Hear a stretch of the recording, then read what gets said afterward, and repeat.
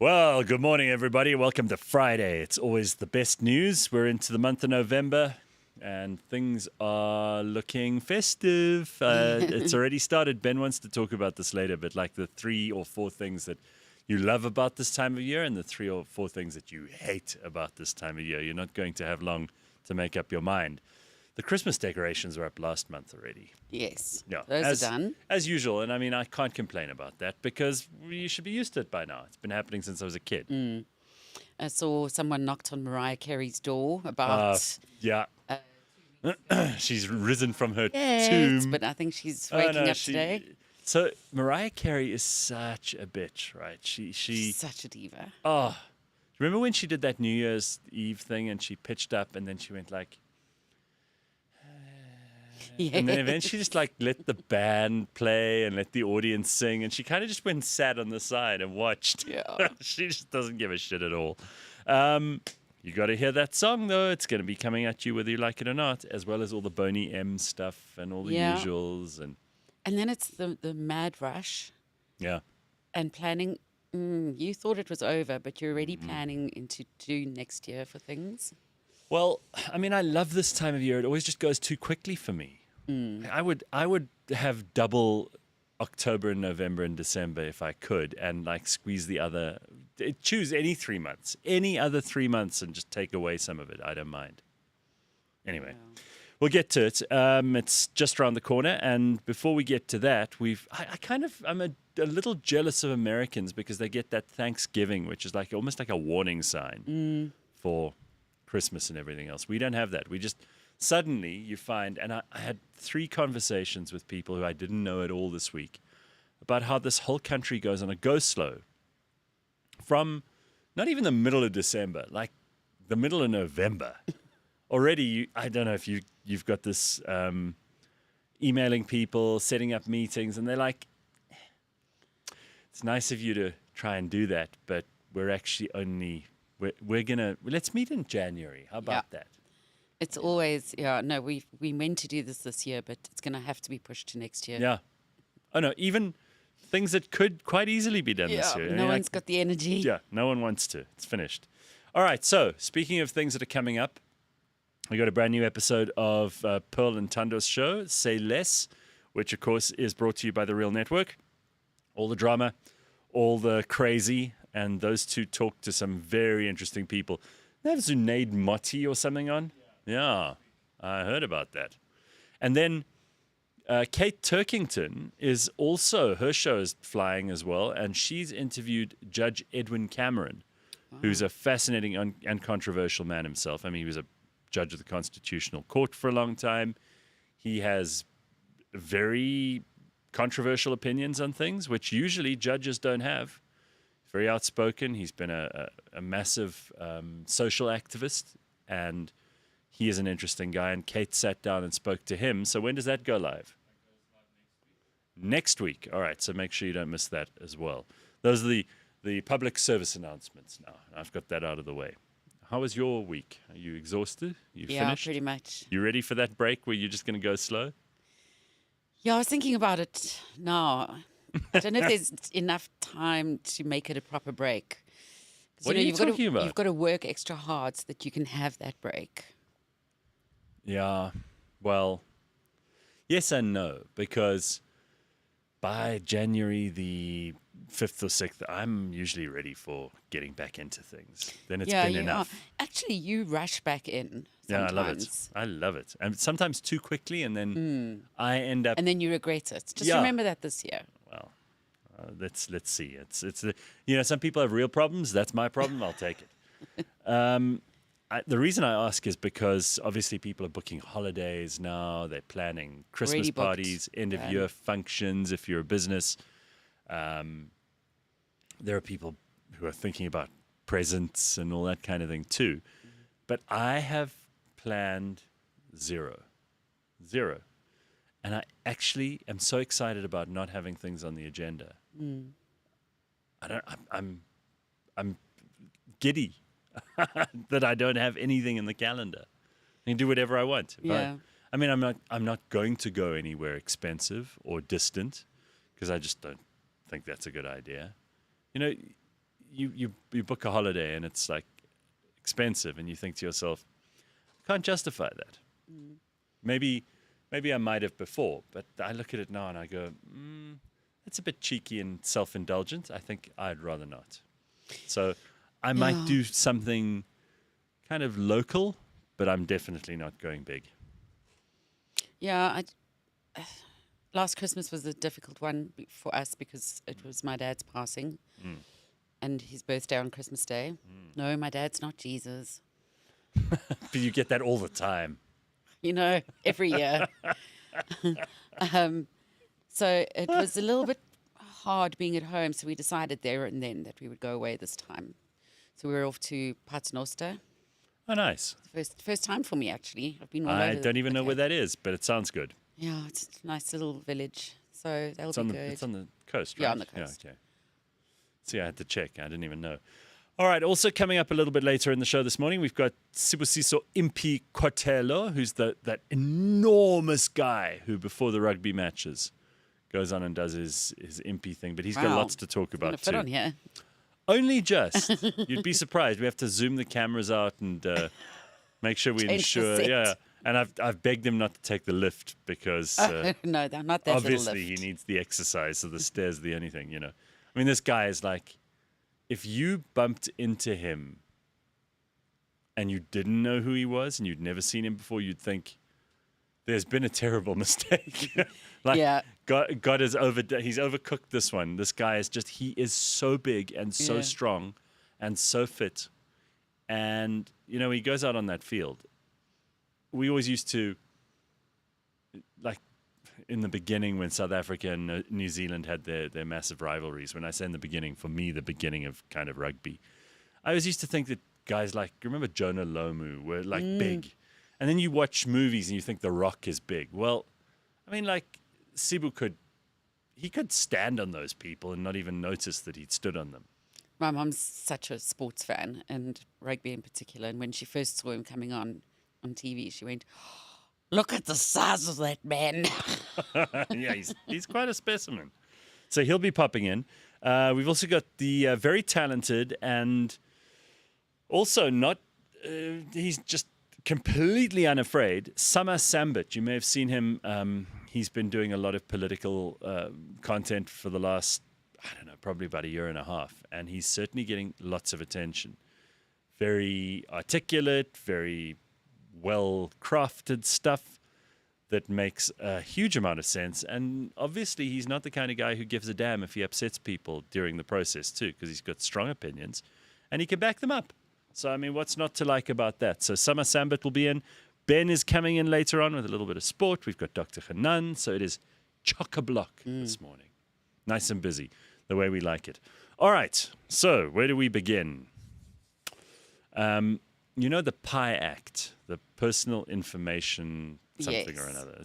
They're the ones who are meant to protect your personal information so those people don't call you all the time who are trying to sell you insurance or whatever else it is that they're trying to sell you. Of course, it's bullshit because the PI Act achieves absolutely zero. And how is it different to the Poppy Act?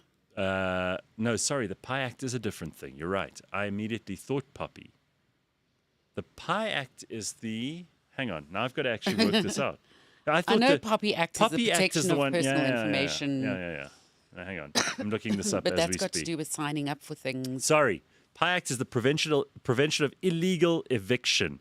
Oh, this is the thing I spoke to Joe Emilio about. So the PI Act is the prevention of illegal eviction from and unlawful occupation of land. Aha. Okay, so I remember this. A guy called Joe Emilio, who we've spoken to on this show, and he's just done a documentary on that raceway in the northern suburbs of Cape Town, which was illegally occupied by squatters. So the PI Act is meant to prevent people from doing that. But of course, we also have laws in this country which seem to always favor people who illegally occupy land. And it's very hard to get them out. And I mean, if you're a landlord, for example, and you own a property that is vacant and someone moves in, you have to bear all the costs, go to all the trouble. It can take months, not even months, years, to evict them, and it's absolutely impossible. So PI Act's meant to in some way fix that. And I think it was brought into play, it's only been around for like a year or two now. But whenever I think of PI Act, I immediately confuse it, as you just saw, with the Poppy Act. But I also confuse it with, like, because you see how fat some of the people in Parliament are. And I always think, well, the PI Act, look. Is from eating pies. I mean, that's what I'm talking about, right? Is that, and I think John Steenhuisen really likes the PI Act. He I'm does just like guessing. a pie act. That's what I'm thinking. Don't is you going on there. remember I had an attorney living in my house Yes. for a long time that I couldn't get out. And he was an illegal squatter, and he was an attorney. He was a not property attorney, eviction attorney. So he was using the law that he knows so well. He would pay in rent his own- to 3 his own months advantage. late, set up his offices in there, Jesus. and eventually. How did you eventually get him out? Did you threaten him? Yeah. Did you have to send in some heavies? No sending in of heavies. Tell you what, if you know Eventually Sibu it was Kotelo, just- I mean, It took a year to get him out of there. It was ridiculous. He was going to buy the property, yeah, and desperate times, just after COVID, I said to him, "You can move in as long as you pay occupational rent," which was exorbitant. I mean, I charged him a lot of money. And And you he thought, "Oh, still, this is he gonna still be all stayed. right." He just excuses every month why he's not buying the house yet. but did he Then pay you the finally rent? Yes, but sometimes late. But he was fully paid up by the time Fully he got. paid up by the time Okay. he left. Well, that doesn't end so badly then. Yeah. All right. Well, we're going to talk to Dr. Hanan later on, and I want your input on this, and we will check in on the comment section in a moment. But we're going to talk to him about something which has become it's the trendy thing for people to talk about right now is like men's mental health. Mm-hmm. And I think men's mental health.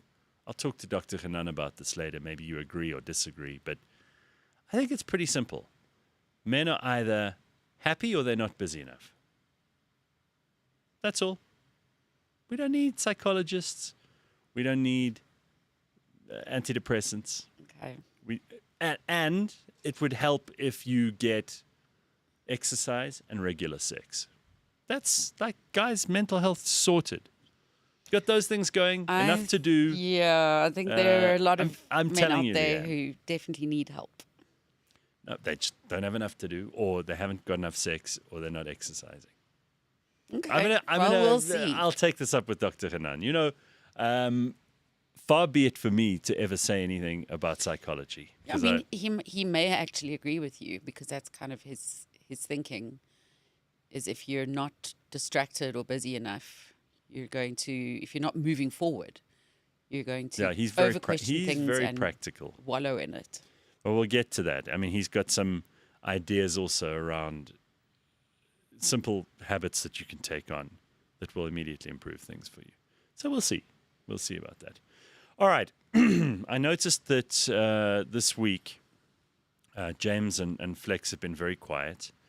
And I can't help thinking that they are plotting something. Oh, Because dear. when they go quiet like that, I start to get worried.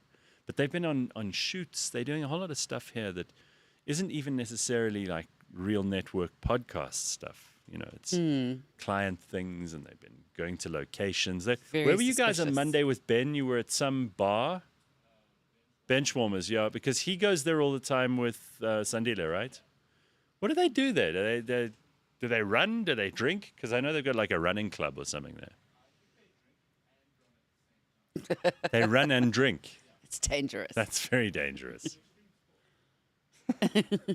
Speaking of dangerous, yesterday, with all this rain, robots just stop working or don't work properly.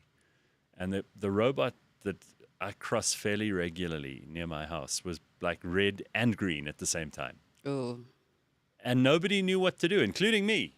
So you should treat it as a four-way stop, I would Yeah. assume. But there were people just going like it wasn't. So it was nail-biting. There was a moment where I was like, do I risk it now or should I wait or what do I do? And but no traffic light is. It goes by the rules these days. You can't be a pedestrian and just walk no. when it's a green pedestrian sign, because firstly, taxis are using the turning lanes as just go through lanes while the robot's red.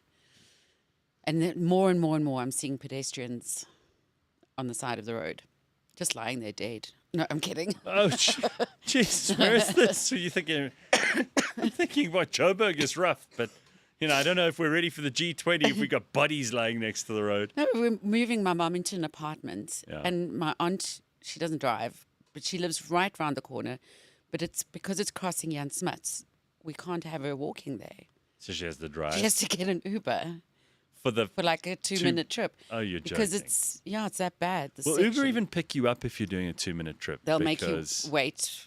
Yesterday it happened as well. It was raining, so I got her an Uber, and for a 4-minute trip, and they took 11 minutes to arrive. Yeah, I mean, if I were an Uber, I wouldn't pick up you and your aunt. Yeah. Not for, what is it, 5 Rand, 10 Rand? Well, it was actually 48 Rand. Shit, all right. There's some profit to be made for your little 2-minute drive. Maybe that's the way it works. No, what I've happened seen with them Uber around. motorbike thing? Yes. Yeah?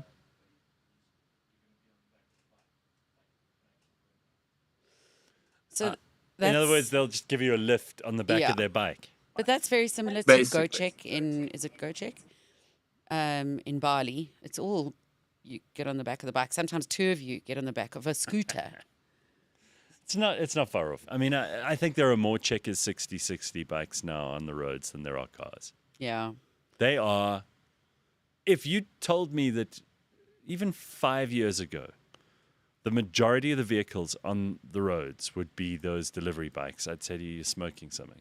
And also that 100% of those Checkers delivery bikes would have the same squeaky brakes. Beep, beep, beep. Yeah. Everywhere it. they're pitching up. Whenever they arrive at anyone in the neighborhood's house, you can And they hear it almost from a drive mile through your away. gate. 100% right. Okay, so Mamdani is the mayor of New York. So there was all kinds of upset all over New York because they've decided, the New Yorkers, that they actually want a socialist, Islamist, Nepo baby who, and I don't think too much more needs to be said than's already been said about this guy, but he is just... He's nothing, and he's done nothing in his life. He was a rapper for a little while. Oh. Yeah, before he's grown up with 2 very, very rich parents. His mom made movies. His dad is an academic. He grew up, and I think, in fact, he still lives off of them because he's never had a job. And now he's mayor of New York. So, anything is possible. Don't give up on your dreams, kids. You, too, could be mayor of New York one day. Now, this guy is... I mean, he's to the left of Bernie Sanders. He's so left. And I really worry for New York. You know how much I love that city? It's my favorite city in the world. Mayor of New York is it's like a big being job. a president. It of is. It's a big job country, because it's a very big city and there's a lot to do. And a mayor of New York can change things within, a very short space of time. I mean, look, people are still talking about the era of Rudy Giuliani. When he turned the city around, they talk about Bloomberg. There are a couple of very bad mayors like de Blasio, who was in there just a while ago. This guy, Eric Adams, who's been in charge now, he's been disappointing, to say the least. And I think New York is going to get a whole lot more of that disappointment from Zoran Mamdani. And I do love the name, Zoran. Zoran. It's, sounds like a character from Yeah. like a superhero movie. But there he is. He's now the mayor of New York. So good luck, New York. I would not want his to-do list. No, and I wouldn't want to be receiving his to-do list either. Apparently, he's already asking for money. So, yeah. And by the way, what he's going to do, because he wants to give people... here's just a smattering of the stuff that he wants to achieve, right, while he's mayor. So he's already said he wants free buses for everyone in New York. Now, the subway isn't free. But because the tunnels in the subway give you shelter from snow and wind and that kind of thing, it's become like one big homeless shelter. And there are lots of hugely mentally ill people in New York. It seems like a magnet for crazy people. And I mean that with love because, as I said to you, it's one of my favorite cities in the world. But these buses, if they are now going to be for free, then there is no control mechanism at the entrance. And they're going to become roving homeless shelters, as has happened with most of the areas on the subway and the subway trains themselves. I mean, you have people who will attack you on the subway in New York when you've just walked onto a train. You've done absolutely zero. There are a lot of seriously, seriously crazy people there.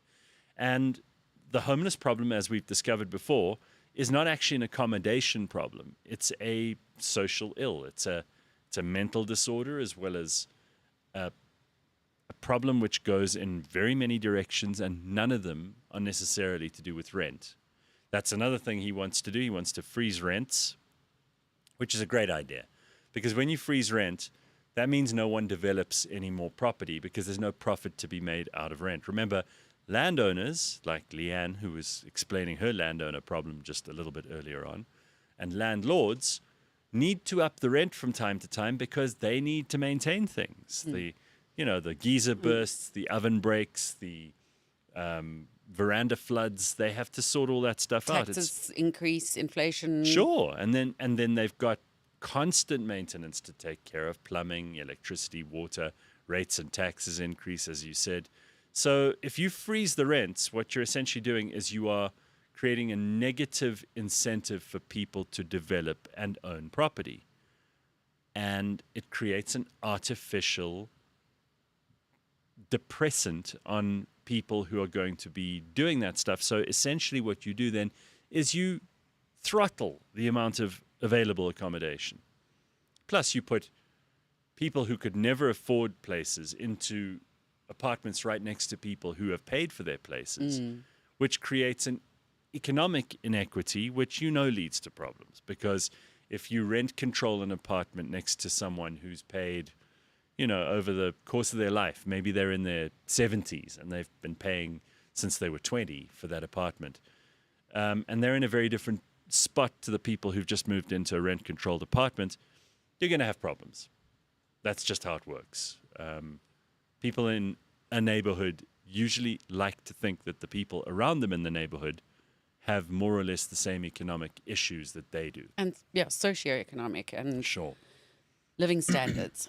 So he wants to do that. Then this is a great idea because it's never been tried before, and it's obviously just ripe for the picking, and it's going to work. He wants to have government-owned grocery stores that either give you free food or very, very cheap food. But we know how well the government runs everything else, so of course they'll run that really well. A shop, where again, and it seems to me like there are lots of people in the world alive today, particularly, and he got overwhelming numbers of votes from particularly immigrants. He himself is a second-generation immigrant. He's from Uganda. He was here in Cape Town, apparently, studying at UCT for a while too, which is not a recommendation. That's actually something that usually would put someone off anybody. I mean, if I see a CV on my desk and it's UCT, I usually... Okay. No, I'm kidding. Okay. No, they're perfectly good courses. Pretty high standards. No, they're pretty good courses at UCT, and there are probably some good lecturers in some departments. Like, what's changed at UCT so dramatically? He wants to have, and all these people who support him obviously want to have free government grocery stores, which is great, but you eventually run out of other people's money, and someone has to pay for that stuff. And the people who have the least reason to get it right when running a shop are people who don't have an economic incentive for doing so. Running a shop, I mean, anybody can tell you this. The cafe owner on the corner can say to you, it's really, really tough to manage those margins. But Zoran Mamdani, he knows better. He's going to do this differently. He's got all kinds of other crap ideas as well. So good luck, New York. Apart from immigrants, his other biggest group of supporters were liberal white women who in America just have no idea what they're voting for most of the time, because much of the motivation for them voting for X or for Y is because they want other people in their social circles and other people in their bubble to think they're a good person. And that they're doing the right thing, the good thing. That they're compassionate, kind, that they care about immigrants, that they're not xenophobic or racist or sexist or any of those things, which is a great motivation so that you don't not get invited to dinner parties. But it is a terrible reason to vote for somebody. And you women are getting mightily close to me saying we're taking away your vote at this point, because it just seems like a lot of people in this New York mayoral election do not know what the hell they're doing. And they vote on issues based on how they feel, which we've discussed with Dr. Hanan a million times, and because they want other people to think things about them instead of voting for policies. So what are their husbands voting? Who the hell knows if their husbands even are voting? And most of these women do not have husbands. They're, with respect, Leigh-Ann, I mean no insult by this, but they're single cat ladies. And New York and California have high concentrations of blue-haired, unattractive, single white women who are overeducated. You can look it up. Don't blame the messenger. I'd like to look it up. Yeah, Do they actually say that? Yeah, Blue-haired? yeah. In fact, those and if you mentioned cat ladies, a bunch of them got really upset a while ago, because I think it was J.D. Vance, who's now Vice President of the United States. He said in an interview once something about cat ladies and was dismissive he of did them. too. And they all got furious. Yeah, I remember that. They were like, we are not cat ladies, which is precisely what a cat lady would do. Anyway, Joburg already tried the Anyope Muslim mayor and it failed, says Bitcoin But. Yeah, we did, and it was a disaster, and Joburg is still a disaster.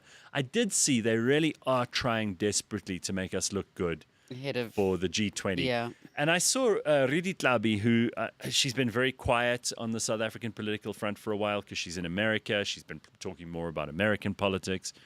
And I have zero common ground with Redi on American politics. But she did say something that I actually posted the other day, which I agreed with. And you know, this is the point of being an adult, is that you can agree and disagree with the same person in a number of ways and still be nice to each other and not have a problem with each other forever. This is how you should, as adults, discuss politics. She said, it's so cosmetic, and everything this government does is performative, which is spot on. They'll tidy up the streets of Joburg. They'll make it look better. They'll fix the verges. They'll cut the lawn. They'll pick up the trash. To impress who? The people that this government and this municipality in Johannesburg should be impressing. It's us. You. Yep. You should be impressed. You should be the one who they are desperate to curry favor with. Why? Because you actually vote for them and you are a participant in those elections, which they rely on to get the job. Plus, you're the taxpayer, for God's sake. You're the one who's actually putting in the money. This is a service you have paid for. You should get it. It's actually, it infuriated me because I caught myself. Yeah. There were, I don't know, you know, picking up papers and cleaning up roadsides. I don't know what that would be called. Sidewalk maintenance or whatever. Cleaning up. And I thought, oh, that's really amazing to see. I haven't seen that in ages. Then I realized, it's for G20, not for us. Yeah. No, they don't care about us. Gavin Oosterreich says, Gareth, when you're wearing your MAGA hat to the studio, what's your take on the Dems pretty much dominating this off-year elections, which is a good sign of popular opinion? So Gavin is asking about two things there. First of all, I'm not much a hat wearer. I mean, I got a MAGA hat just to piss off people who I know and who disagree with me. I just enjoy like seeing them feel uncomfortable if you wear a certain kind of hat, but I don't wear a hat. Yeah, I'm not a hat person either. I think I look goofy and stupid in a hat. So that's not going to happen. The second question is much more important. What do I think of the Dems pretty much dominating the off-year elections? Okay, so there have only been 3 that are noteworthy here, 2 of which we have the results for. There was Jay Jones, I think his name is. I think that's his name. He stood for, I think, the Attorney General job in Virginia. He's a guy who went out and said that he actually wants to see his Republican opponents dead, and mentioned that he wouldn't have a huge problem with their fascist children, in quotations, being shot as well. Wow. So a really pleasant chap, and I think he won, which shows you that the message that the Dems are going to take from that is that the more extreme you are, the better. That's what they're all going to be doing in the next couple of months. They're going to be ramping up the rhetoric and talking like that guy. And then there's, of course, Mamdani in New York. There was also Abigail Spanberger in Virginia. I don't know what the result of that election was. So I don't really think it's 3 elections is a trend that you can take terribly seriously yet. I'm not sure. So I don't know what it means. But what I will tell you is that it seems to me the Democrats have found what they would like to do already just based on Mamdani. And I think what they want to do is they want to veer to the left. They want to jump straight into... They want to dress to the left. Yeah. And again, based on who they attracted here, the Democrats have really 2 areas of support. Illegal immigrants and people who are not born in the United States, they will continue to vote Democrat. And the other people who will continue to vote Democrat are single white women with Blue-haired cats. cat ladies. Yeah, that's the whole constituency, if you ask me. So I don't know if that's enough to win national elections going forward. We'll have to see. But as Slippery Pickle says here, quoting Borat, you'll let the women vote. What's next? You'll let the dog drive car, right? So this is something worth remembering. Borat, wiser than he looks. The Muslim model seems to work only in low-density population countries, says Chris. I'm not sure what you're talking about there. Carl DeSantos says you're describing that stupid puppet Chester Messing. We've seen how far left he's become. I never thought that guy was funny. What's his actual name? Conrad Koch. I never thought he was funny, but he took me on once because I said that there was a woman in a full burqa in like Durban Airport circa 2014. And I said, and it was the middle of December and it was sweltering and this woman was struggling. You could just see she was like hot as fuck under there. And I know you get different kinds of hijabs and burqas and all the rest of it. But I posted something on the internet about, it was in the early days of Twitter. And I said, oh, I feel sorry for this woman. Anyway, did he climb down my throat about like, oh, you are a cultural supremacist or whatever it was. I mean, for a while, I think that there were people who might have publicly agreed with him during that woke, politically correct phase. But this guy was just, I mean, I had him on my show a couple of times. I had no reason to believe that he was such a miserable sack of shit deep down inside. But clearly that's what he was. And ever since then, I've just been unable to laugh at any of his stuff because I know that the person behind the puppet is a mean-spirited, angry, bitter, resentful person who thinks that they haven't got the best out of life and they deserve more. So whenever I see that puppet, I find myself completely put off. Even if I hadn't had that interaction with him myself, I just never found him funny. So good luck to him. Hey, Ben. Yeah, hi, guys. What's happening? Oh, good. Hey, You've joined in a very political morning. Yeah. Aren't you excited for New York, the city you just visited for the first time, that it's never going to look as good? I'm really not, Gareth. We have this conversation all the time. Guys, it doesn't work. Socialism, communism, all that kind of bullshit, it doesn't work. You're a child. Your one isn't going to be the better one. Grow up. Just grow up. That's all I can say. Well, again, if your constituency is all based on illegal immigrants and the whole no liberal white voter women, ID cards. I mean, why don't you just say, hi, guys, we're looking to do a dodgy election? Yeah. I mean, you need an ID to do so many menial things in life, but apparently to vote? Apparently it's too much to ask people for an ID. Well, it's probably racist. And just last week on this very show, I said that one of the things I think we should do is we should have more restrictions around voting. I don't like the universal franchise. I think that people who are passed out on the embankments next to the highway should not have the same vote as someone who is paying 40% of their salary to the government to distribute and steal as they like for tax. They'll be called discriminatory, but I think it's discriminatory to think that we offer the same value to society. Let me tell you something. This word discrimination is a very valuable word. You discriminate when you go on a date.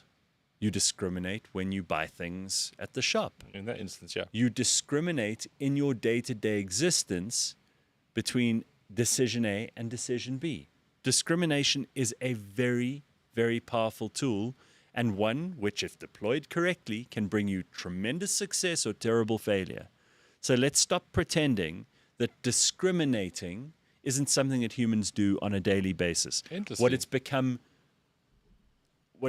become equated to is some kind of discrimination against a person Yes. based on their gender It's or become their race synonymous or their with race, sexuality or with anything else. racism, yeah. Which is simplified and stupid, because even within those categories, you have people who are of those categories who are discriminating.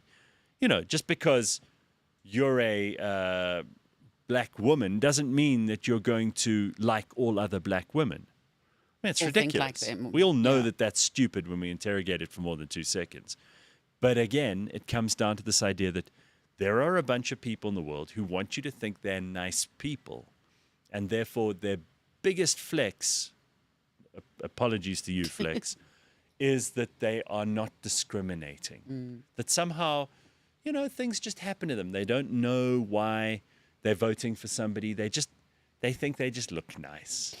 It's That kind just of- reminded me of that trend where you can buy the ugly fruit, Yes. because then you're not discriminating. Yeah, correct. If you weren't discriminating, you'd walk home with like the worst shit in your shopping basket. Well, it's these people who go, yeah, correct. I mean, if you didn't discriminate, if you didn't check the avos, you'd end up with shit avos every time you got home, right? I heard something this week about like the body positivity movement, which I think has now been snuffed out in the cradle. I hope so. I certainly hope so, Well, because Ozempic snuffed that out because it well, turns out nobody there are wants two to be things fat. that have, right? So Ozempic is obviously the most valuable one, because suddenly, it turns out that body positivity wasn't a real thing. It was all dishonest and facetious and as a fallacious as a and person nonsense. on Ozempic for How are you? diabetes, Interesting. Diabetes. Have we spoken about this yet? Yeah, I maybe you were away.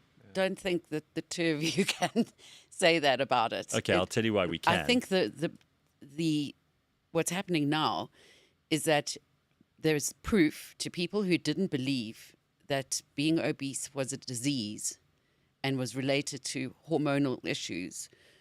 Those people are now bitter and twisted at seeing other people lose weight.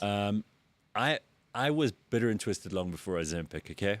Yes, we know that. We know that. Let me put it to you this way. But there's this, what Ozempic has now done, they're just losing weight. well, all those people who, because there's now a way to do it that doesn't involve eating less and running more. I've always said to you, I eat way less. It's not about you. I've- Don't do before- don't do what everybody usually does and turn it into a story. This is not a Leigh-Ann criticism, and your personal experience is not the truth for the world. Fine. I mean, I get it, and I've never attacked you personally about this. We've laughed Yeah. about it together, but it's never an attack. If the people who believed in the body positivity movement, I never thought you were one of those either, if those people will just admit that now, because of Ozempic, they don't really care. And also the other thing that proved that they were full of shit from the beginning is if you really cared about your fat friend and you were an empath and you were compassionate, why didn't you offer to put on 50 kilograms and look like her? Huh? How about that? Where are those people? Because I believe in actions, not words.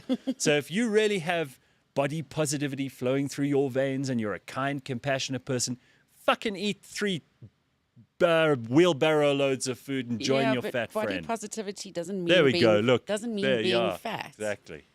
No, It's yeah, being positive about your body, no matter what size it is. It's bullshit. But It's just yeah, horse shit. It's a lot of it, though. The reason why I bring up the Ozempic thing is that the people that were such major cheerleaders of that, Ozempic came out and it's like, no, I want to be thin straight away. Yeah. And it's like, okay, well, what's body positivity then? Because then you want to be that, but so that's not positive what you were. Yeah. It's a bit of hypocrisy that comes out there. So we're I'm not absolutely not touching on your story. No, so we're not talking about health conditions or the fact that it isn't a great solution for people who've struggled with this. Yeah, I'm all for it. Terrific. I've always been all for it. I mean, however you get there, it is better to be thin. It just is. You're carrying around a lot less. Your blood doesn't have to flow to so many places. You're not struggling to breathe. You sleep better. All those Yeah. kinds of things happen when you're not overweight. Everybody knows this. And yet there were a group of people who wanted us to believe that they believed you could be beautiful at any size. It was so toxic for young people who are really impressionable. And you get people like Lizzo come out and say these kind of Even things. she's on Ozempic, apparently. So it's just horseshit. Well, I she just don't needs to believe be. you guys. That's the thing, because I mean, I don't know what her diet is. Jesus, See, it's but she moves a 5 lot. fridges a night. But Leigh-Ann, you just said that she needs to be. So therefore body positivity is bullshit. That if you've just said she needs to be. So where she wasn't good. And you just No, I'm not admitted saying her size. I'm saying her health. Yeah, it's the same thing. Same thing. They're related. Yeah. You can't have one without the other. Yeah. They're related.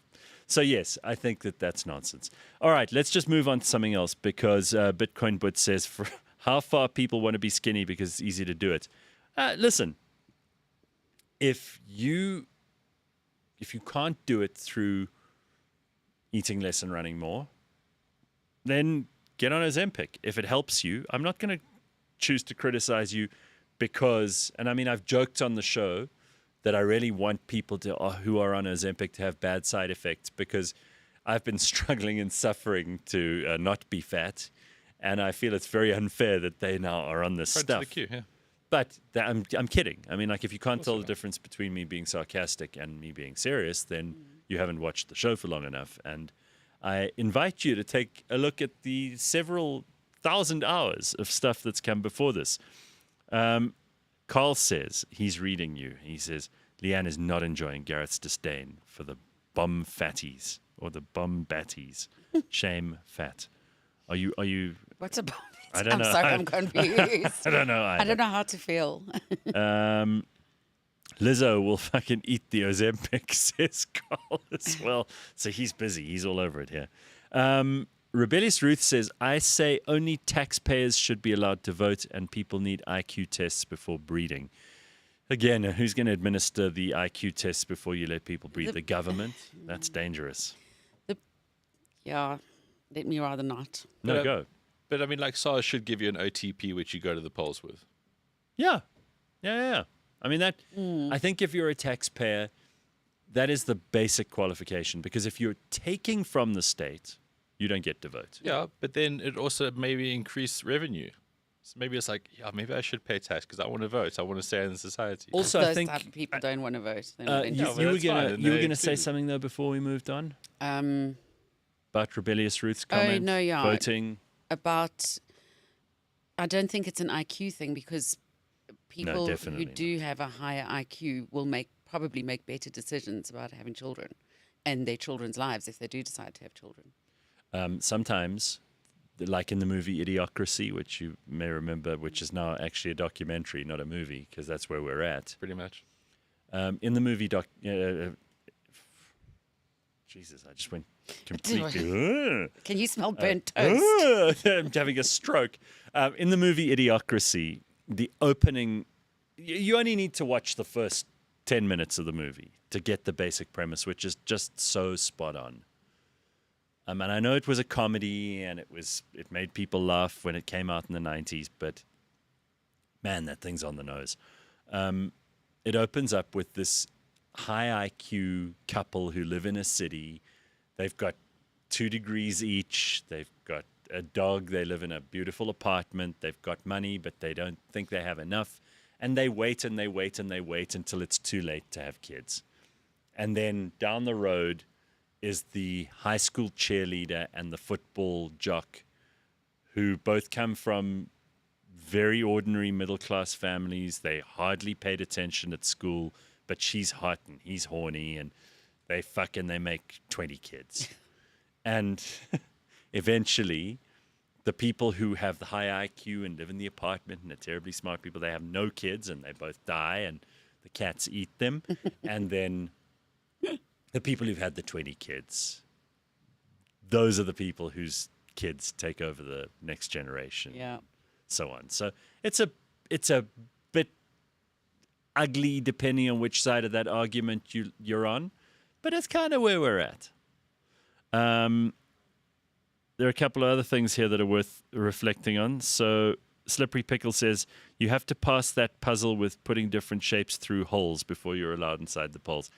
Now, I don't know if that's IQ, but you shouldn't be a complete gonk when you go to the poll. I mean, I did notice last time I went to vote, I looked at some of those people. There were people, just if you look at the state of their feet, for example, and they're wearing open shoes, and I think these people should not be allowed out of the house, let alone to vote. But it's not up to me. All I'm suggesting is that there needs to be, and it doesn't need to be anything that's tied to your... You said like maybe 5 to 10 questions. Yeah, I mean, like a simple quiz. And as Ben says, then SARS sends the... Of course, like make it... And by the way, that's another thing that they're talking about now. They're talking about it very seriously. There are people in America who are saying, Kamala Harris, remember her? She was the chick who ran against Trump in the last election and everyone hated. Kamala the drunk Harris, she said, we should put the voting age to 16. 16? Have you met the average 16-year-old? Yeah. I mean, I know what I was like at 16. There is no way you should put No concept of life and economics. anything into the hands of a 16-year-old you don't want fucked up. Hanan. I thought you said a nun is on. I was going to say, wow, we've got a nun. A nun just called in. Yeah, no, it's Hanan. There he is. Dr. Hanan Bushkin. How the hell are you?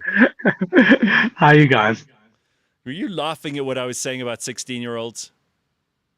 No, it's 100% true. I mean, I know many 21-year-olds that shouldn't vote. So at 16, think about what your intentions are and your goals are at 16. I mean, if we just want to party it up and go out and have fun, and it's all about immediate gratification. You can't vote long term for immediate gratification. It just doesn't work. All right. So speaking of immediate gratification, I had a brief conversation with Leigh-Ann about what I wanted to talk to you about today. And she thinks you might actually like what I have to say, even though I'm pretty much convinced what I'm saying is not going to appeal to you at all. I don't know. Leigh-Ann seems to think we're on the same team here. Let's just talk about men's mental health because it's so trendy at the moment and everybody's talking about it. But Dr. Hanan, I'm going to posit my theory and you can criticize it as much as you like. I'm not going to get hurt feelings. If men are unhappy or depressed or miserable or unstimulated or whatever, they need to do 3 things. They need to exercise, they need to get more sex, and they need to do stuff. And that's how I think you cure the men's mental health problem. The last thing they should do is sit down and have fucking talk therapy for hours. What do you think? So I've said this many, many times, and it does sound controversial, but it is true. 99% of mental ill health is when you sit, And think, you don't move forward. and feel stuck. Yeah. Right.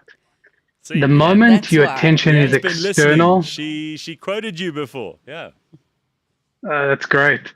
But there's a big difference in theory and practice, because they say knowledge is power, but knowledge is potential power. It's what you do with that knowledge that makes a difference.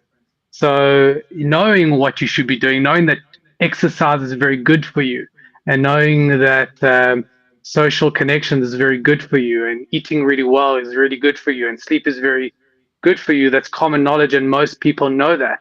But the execution of it, that's very difficult. So whilst you are right, it's all about the external chasing of a goal that makes people feel fulfilled and alive and a sense of purpose, and avoids you getting mental ill health, anxiety, depression, frustration, insecurity, etc., etc. The implementation of it, that's where the magic source is. And therapy, the right kind of therapy, will allow you to marry theory and practice. So it's not about sitting with your favorite therapist and talking about how it makes you feel, but rather how do I implement what I know into real life. That's the real magic. Okay, so you kind of half agree with me, but the other half of what I'm saying is bullshit to you. No, I think it is important to chase forward. I think sleep is important, sex is important, diet is important, exercise is important, social connections, all the anchors. You remember all the anchors, the 15 of them? I Yeah. dare you to repeat it back to me. No, there's no way I won't remember. So those are very, very important. So it's career, financial security, family, friends, romantic, diet, exercise, sleep, and your medical health. Those are the 9 core anchors. They are very important for mental health, but the implementation of it is very important. Now, there's a formula to implementing it, but yes, you should go to therapy to figure out not just what you should do, but how you should do it. In other words, how do you implement the theory into practice? It's about taking the blueprint and making it and converting it into something that works. An action plan and Action. then doing it. That is so good. That is so good. Oh my She's a god, that good is student. great. She listens. She listens. She's not like me who can't remember the 15 fucking things. That's excellent because it is about the blueprint. There does seem to be an inordinate, just smorgasbord tsunami of like stuff on men's mental health, like it's a separate category. Do you think that there is a difference between the way that men should approach mental health and the way that women should? Or is that also just one of those things that's been made up by marketers? So I think we do approach mental health differently. I don't think we should approach mental health differently, but I think we do. So women are much more focused and socialized into how do you feel and relationships, and men are socialized into, well, how do you fix and what do you do? That's why there's have you ever seen the ad with a couple having a conversation and the woman with a nail in the head? Have you ever seen that? No.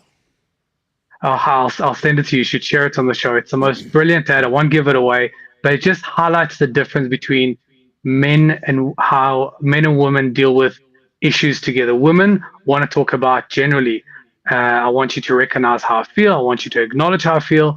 And men are all about, well, let me fix it. What do we need fixing? Let me see what's broken. Let me see the fire that I need to put out. So we approach mental health very differently. Where women want to go in naturally internally and acknowledge what I feel and fix what I feel.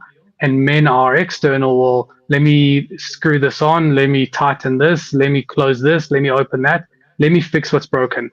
I'm much more of a fan of externalizing the issue because generally the issue is with something that's not being fulfilled externally, again, with Right. purpose or financial security or relationships.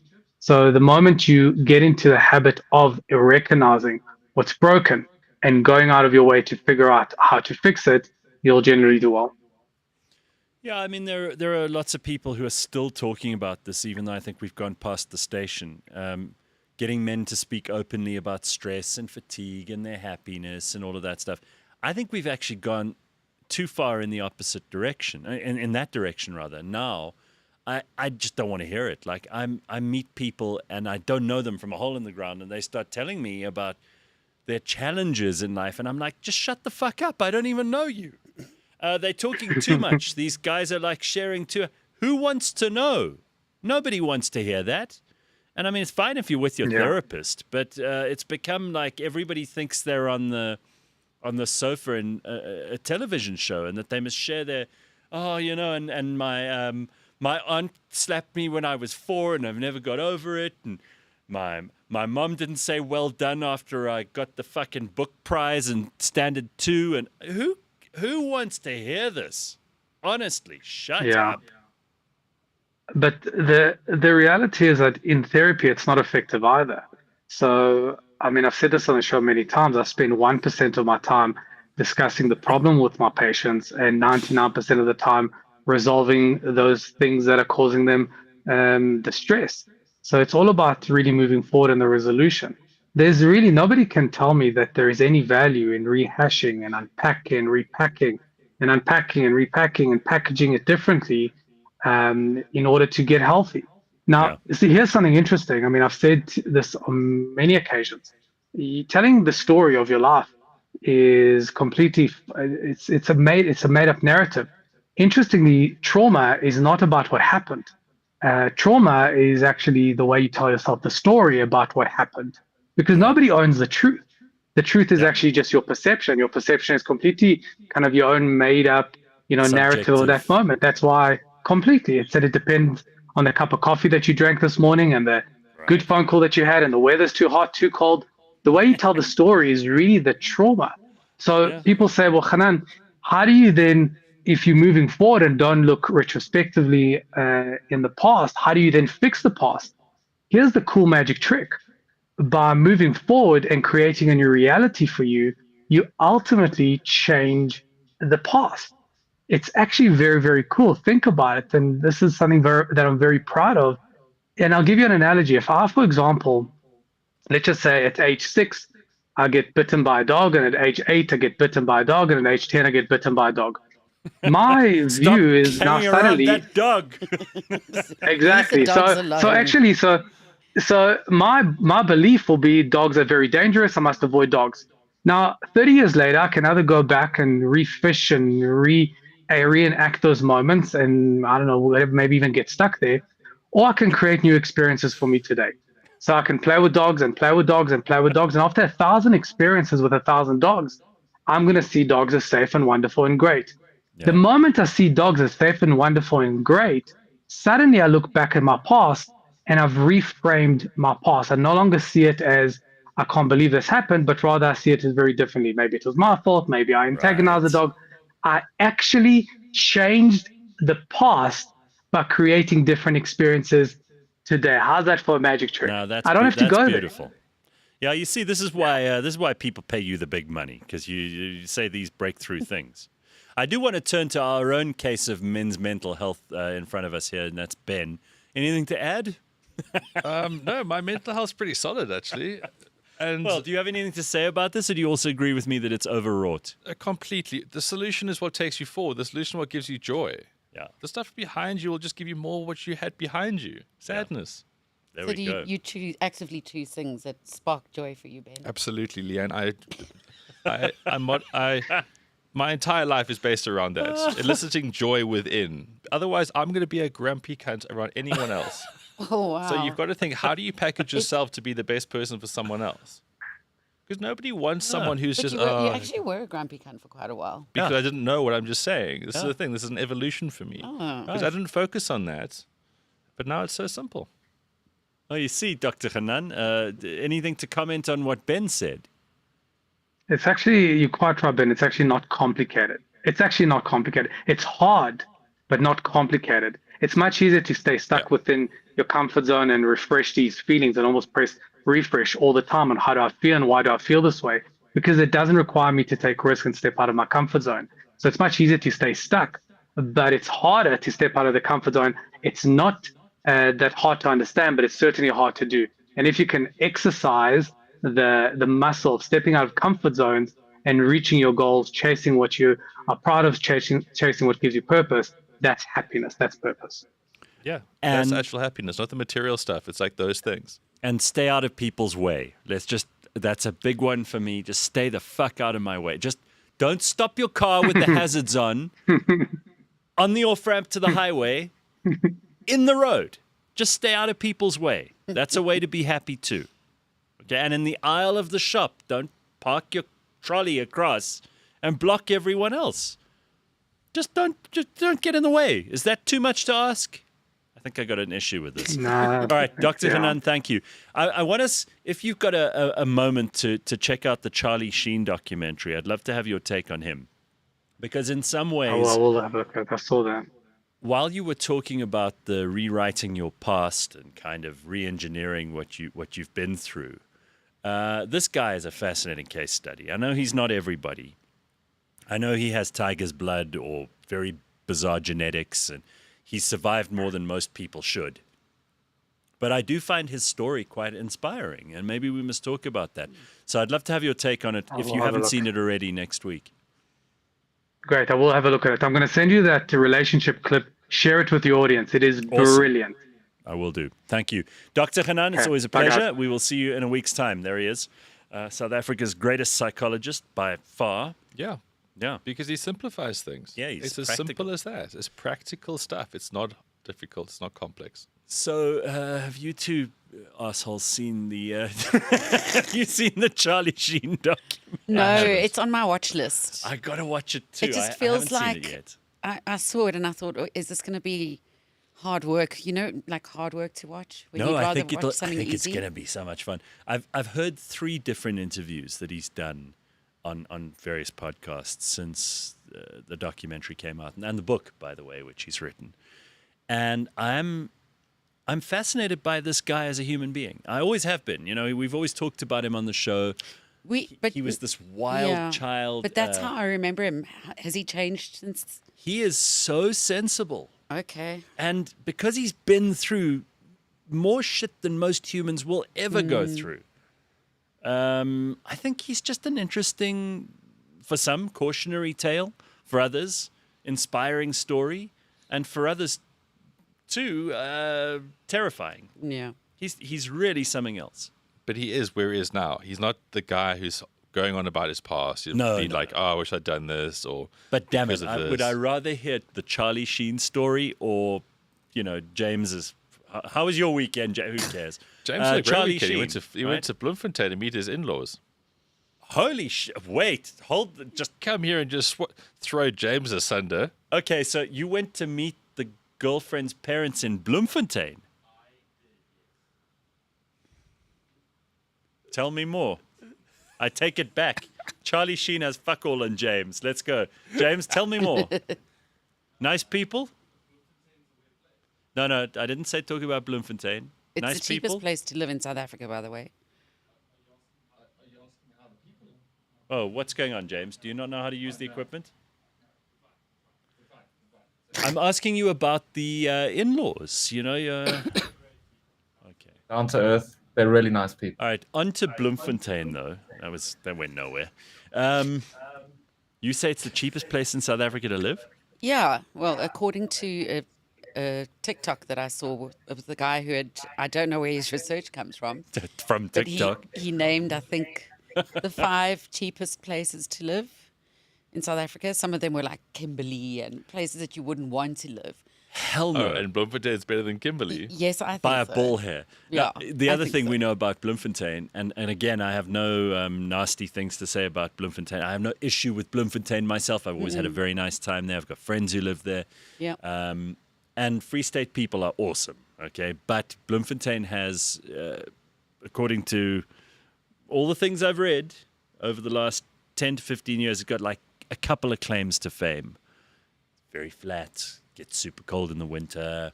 It's got more takeaway places than anything else. And now you're adding to that it's one of the cheaper places to live in South Africa. Yeah. Do you get more bang for your buck? Yes.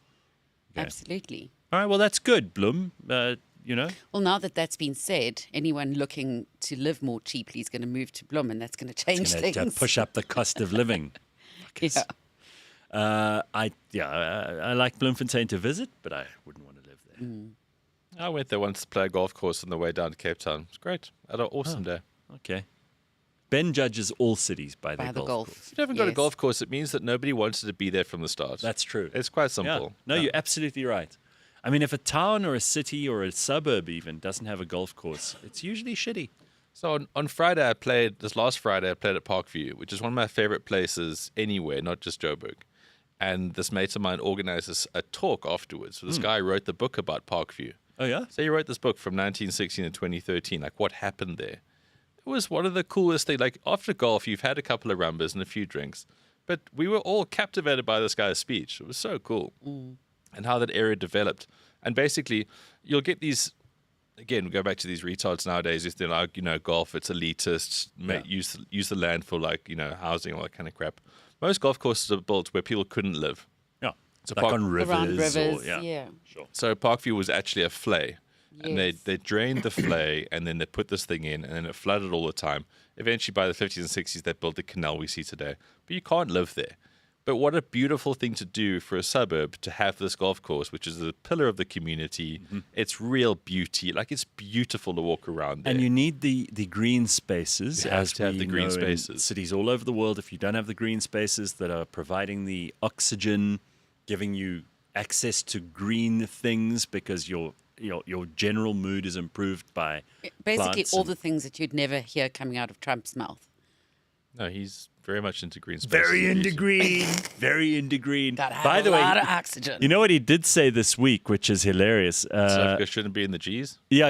We Yes. shouldn't be in the Gs. He did. So, I mean, either you can get upset by this, which would mean that you're an emotional kind of person and you probably shouldn't be giving political opinions, but Donald Trump has said South Africa should not be part of the G20, claiming the country is in decline and citing discredited allegations of discrimination against white South Africans. Well, depends who you talk to, if it's discredited or Well, not. I mean, I think we can all agree on the decline. You go onto Twitter, Yes, X, people yes, moan about all the time. yes. Donald Trump says it, he's a bad guy. It's like, Yeah. guys, you spend your entire life moaning about the decline, the potholes, the corruption, Yeah. all these things. And then he just goes, yeah, I agree with You're all in you guys decline. in decline. But he's the bad guy. Well, because it's easy to hate Dad when Dad's the disciplinarian.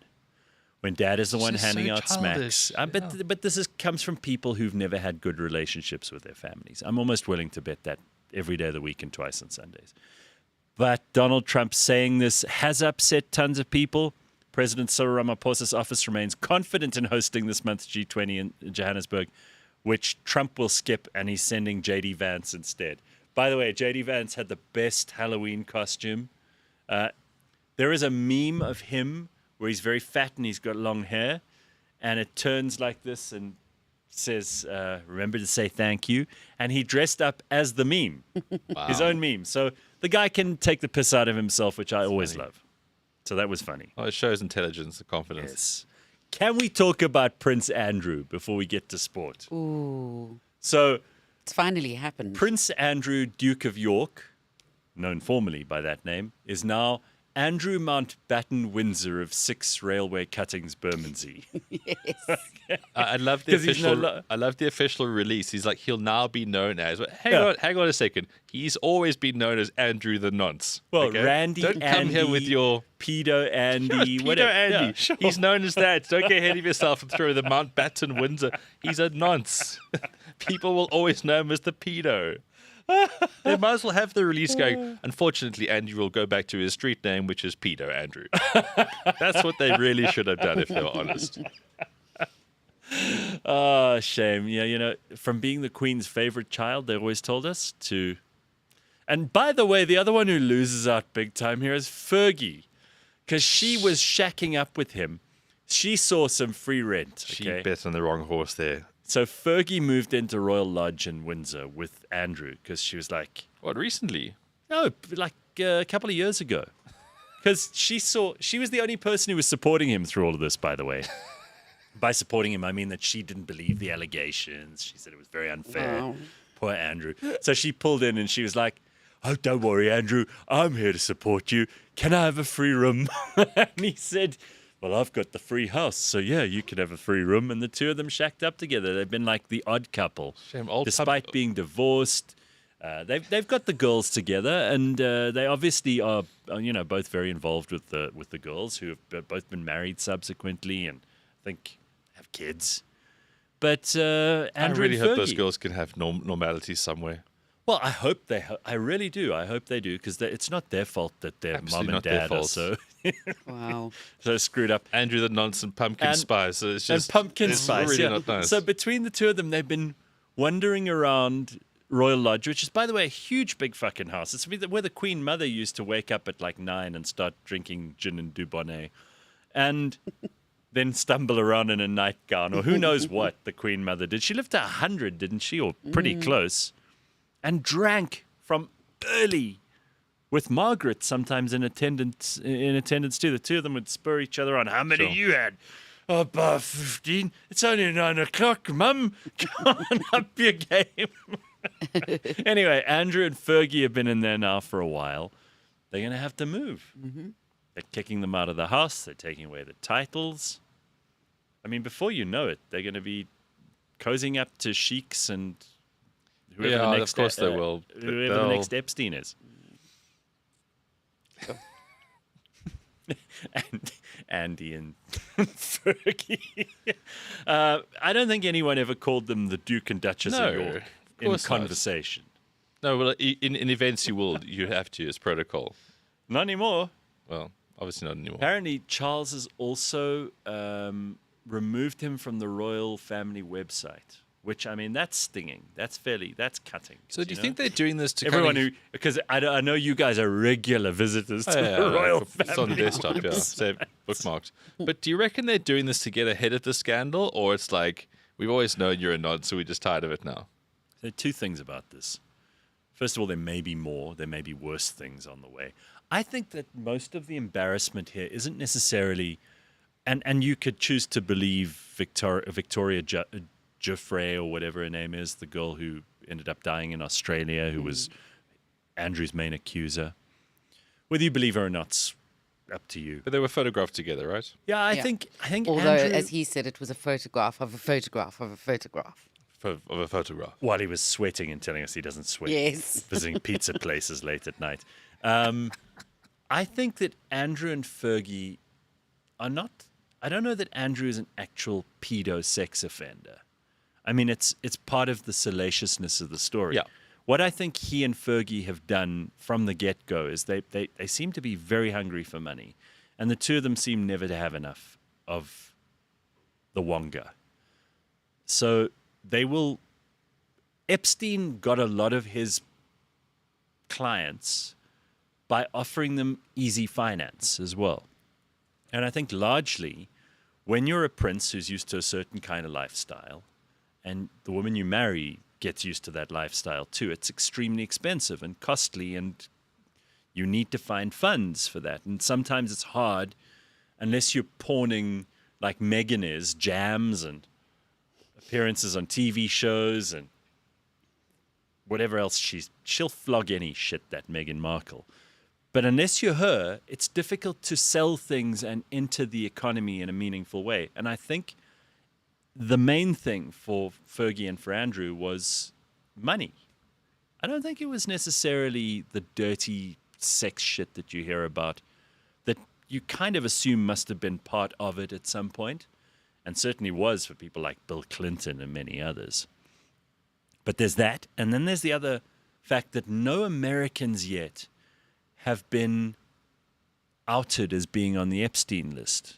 It's all British people. It's Ghislaine Maxwell, it's Prince Andrew, and there are a few others that have been mentioned that are British, and it's almost like the Americans are kind of just batting this one back to Britain so that they don't have to face the music themselves. There are a lot of very powerful, rich people in America who would prefer that the attention stays on Prince Andrew. Yeah, I guess Andrew is a bit of a easy target because he's like a trust fund kid, right? He's just going to ask someone to help him, but he can't help himself. So he's easy. And he really needs money. He does. Did I mention that he needs money? We need a place to live and money. I reckon anybody, it's going to get worse now, obviously, because he needs a place to live. So it's going to add to the expenses. I reckon like Andy's going to be panhandling everywhere. He's going to be like, do you know where I could get, a free bottle of whiskey? And he'll be taking freebies left, right, and center. So if you want to be close to the royal family, now's your time. Just offer and phone up while they're still in Royal Lodge and they're taking out the furniture and everything. Phone up and go, how's it? I got 10 grand lying around. Do you want it? He'll be on the phone like that. Yeah, Facebook Marketplace in their geo-tagged area will be quite interesting right now. I think of some great art. Yeah, sure. Yeah. Plenty of old masters, stuff that Charles doesn't know is in the catalog. The place will have a very minimalistic look when they move silverware. out. Yeah, the silverware. There'll be a bunch of stuff with Andy and Fergie monograms for sale soon. Yeah. We'll see. We'll see We have what such happens. a big audience in the studio today. We got so many people here. So many people. I know. We'll get to all of that in a moment. Let's get to sport. though. Yeah. This is very important. Yeah. So, look, the biggest thing, I think, for quite some time, and this week I think people have been quite low-key about it. You're right there, Leigh-Ann. But, I mean, Leigh-Ann's getting all choked up because it is Siya Kolisi's 100th test match for the Bokke this weekend. So, the thing about rugby is that we need rugby because our politicians are such dipshits. We've got we shouldn't be in the Gs. That's the reality hanging over our head. But then it all comes together magically on Saturday as the Springboks run out. I mean, it's just a beautiful thing, right? So 1995 has been embedded in our psyche, in our identity, that magical moment with Francois Pienaar and Nelson Mandela both wearing the number 6 jersey. And in that time, in that moment, in where the country was, it was just magical. They then made the Invictus movie where Matt Damon won the World Cup again, somehow, even though he was the shortest man of the team. But it was a beautiful, beautiful time because it had rugby significance, societal significance, and it was just huge for the country. But then if you fast forward 30 years, and I hate the whole thing about people playing on poverty stories, and it's like, oh, rags to riches, and oh, it was the unforeseen thing. But just fast forward 30 years, there's another South African in a number 6 jersey who's gone on to win 2 World Cups. Yep. He is now going to be representing his country for the 100th time. He is an iconic captain. He has gone through so much as a player, and I would like to focus just on him as a player because everyone's got personal opinions about people. But the knee injuries, the setbacks, the different sort of clubs, having the weight of so much expectation, because that's what they have, right? Mm-hmm. Every South African pins their hopes and dreams on the Bokker on Saturday. You must fix their love life, you must fix their shitty physiques and health, and you must probably fix the careers that they hate, and that's why they drink so heavily. It's a lot of pressure. It's true. All of that. And all of the things you said now. And true. if you're the Bok captain, you have that on your shoulders as you walk out there. And that oak runs out with the pride of a nation beaming through him. Oh, and wow. the success that's come Jesus, from Ben, the you back got of me this inspired. guy.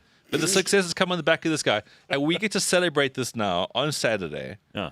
It's just such theatre. It really is. We are the undisputed greatest rugby team in the entire world. Mm-hmm. Again, when you think rugby, South Africa is the greatest. No one's better than us. That's true. And this guy is at the absolute core. He's the absolute catalyst for all these amazing things that other players can be great because of him. This is how team sport works. You can get the most amazing players. But if there isn't that sort of thread that brings it all together, the guy looks everyone in the eyes and says, today we're going to fuck these Oaks up and we're going to be the best. And Siya Kolisi's been that. You know, in 2013, he made his debut. It was 21. He turned 22 the next day. And he ran on in a team where the coach didn't really back him.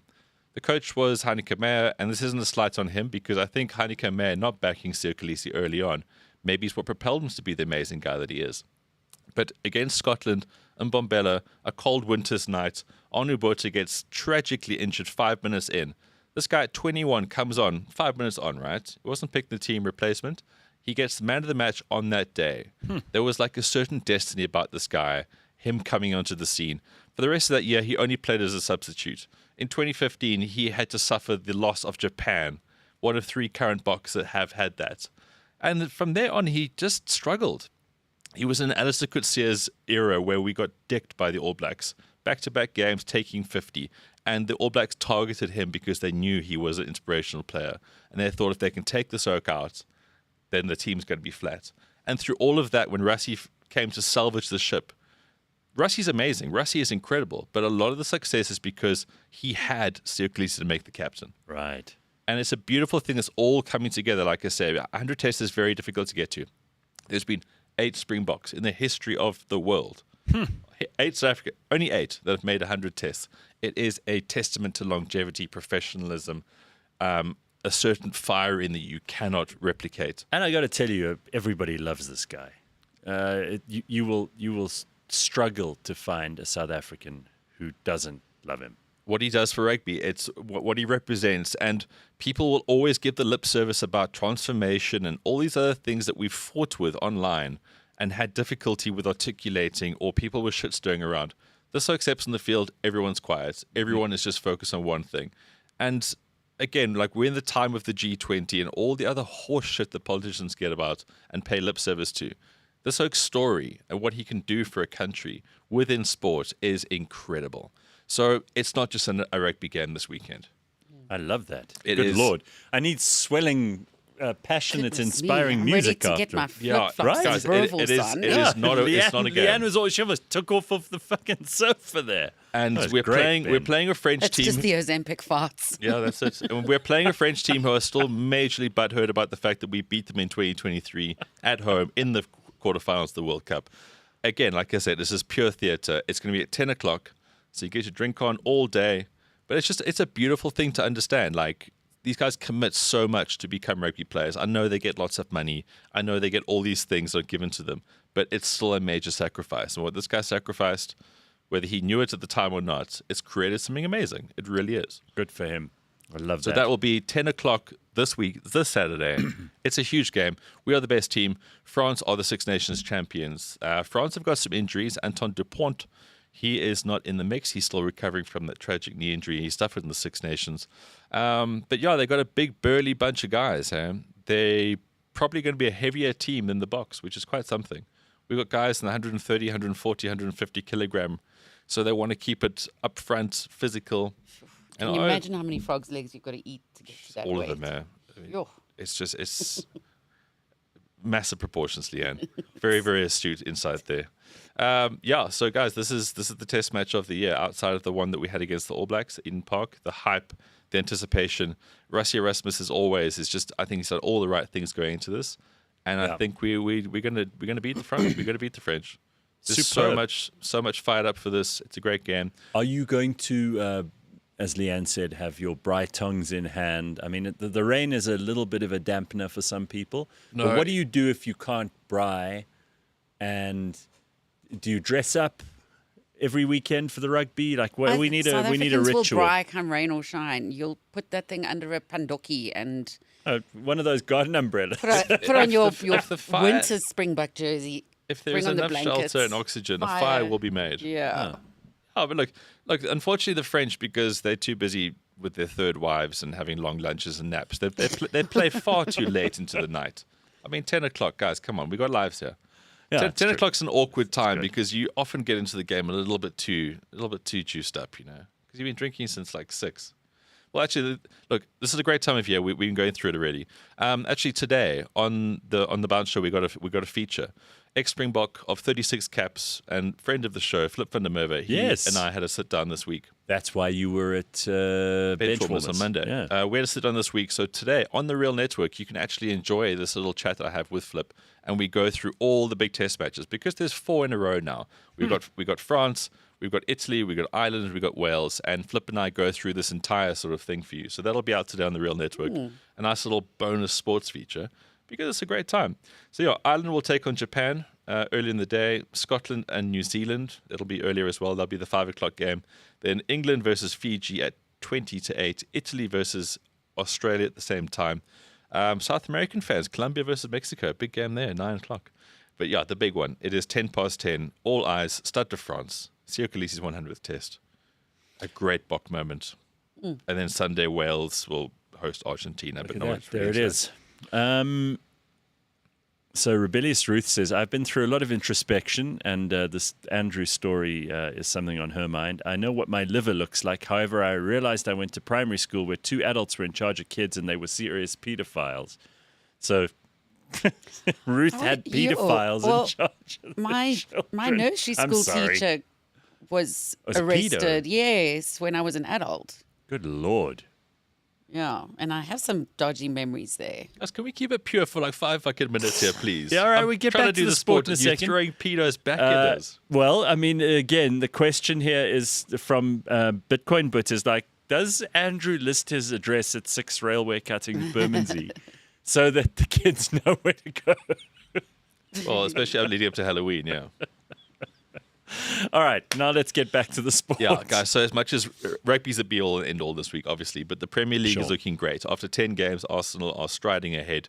James's team bounced back by beating Real Madrid this week, but we all know Real Madrid aren't what they used to be. No, sure. By the way, he's having a meltdown in the little production But I booth. tell you who's also having a meltdown is the Spurs fans, because at home they've just been absolute dog shit. They've done okay away. They've won some games, but at home they've been terrible. And there's no better game to play at home right now against Man United. So Man United will go there, so it's going to be a big game. They still think they're on the up. They're not. But yeah, Spurs, Man United kicks off Saturday at 2:30. Really, really great game to be excited about. And then 7:30, Sunderland, who started so well, so incredibly well. They are a bit like the imposter in the top 6 at the moment because they were relegated. They were in the other division and they came up. So this is the first time back in the Premier League for some time. They're doing super well, but they're about to play Arsenal, which is going to obviously not go well with them. 7:30. Arsenal don't concede go goals. well. They don't concede goals. And then the big game this weekend outside of Arsenal, of course, is Man City versus Liverpool, Sunday at 6:30. Man City are a good team. Liverpool still aren't finding the shape that they want, but they've had that win against Real Madrid. So again, it's so poised for good content. Just good content throughout, good banter, wonderful weekend. And then the Proteas are playing tomorrow. They're still in Pakistan. Shame for them. But they're playing cricket, which is what they love, so I guess they're getting through it. And the ODI series is all tied up. So the big decider tomorrow at 12 o'clock. Yeah, I got into the Women's World Cup. I was Yeah, quite impressed. I did even too. watched a little bit of the final. Yeah, a bit of a sad end, though. Bit of a sad Yes. But it's a But big it still moment, is such an achievement. It's a big moment, and incrementally, this team is just getting better and more comfortable at being good and being showstoppers. But yeah, credit to India. I mean, they were pretty shit during the group stages. They absolutely backdoored their way into that semi-final, and then they beat Australia and they beat us. So you were talking about the Premier League just a moment ago, and I know we've touched on this once before, but my brother told me last weekend about I'm Forever Blowing Bubbles in West Ham. And this is their song. You know, like every team has a song. And it's so fucking depressing.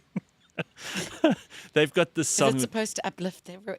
No, they run out. Everyone blows bubbles, and the players come out, and there's bubbles all around. but it's not inspiring or like happy. It's very sad. theirs. It's very, very sad because So if you watch the movie Green Street Hooligans with Frodo, it's about right. West Ham. And they blow bubbles and they sing the song. And they're like their dreams just pop like the bubbles. Yeah, I mean, West Ham bad. is shit. I mean, West Ham are Yeah, in they are relegation zone this year. They might not stay up. Shame. They're never going to win anything. But All go right, the anyway, I Hammers. thought I'd throw that in because it was an interesting fact that I learned this Nice, week. Gareth. Mm-hmm. Great. In fact, Fun fact.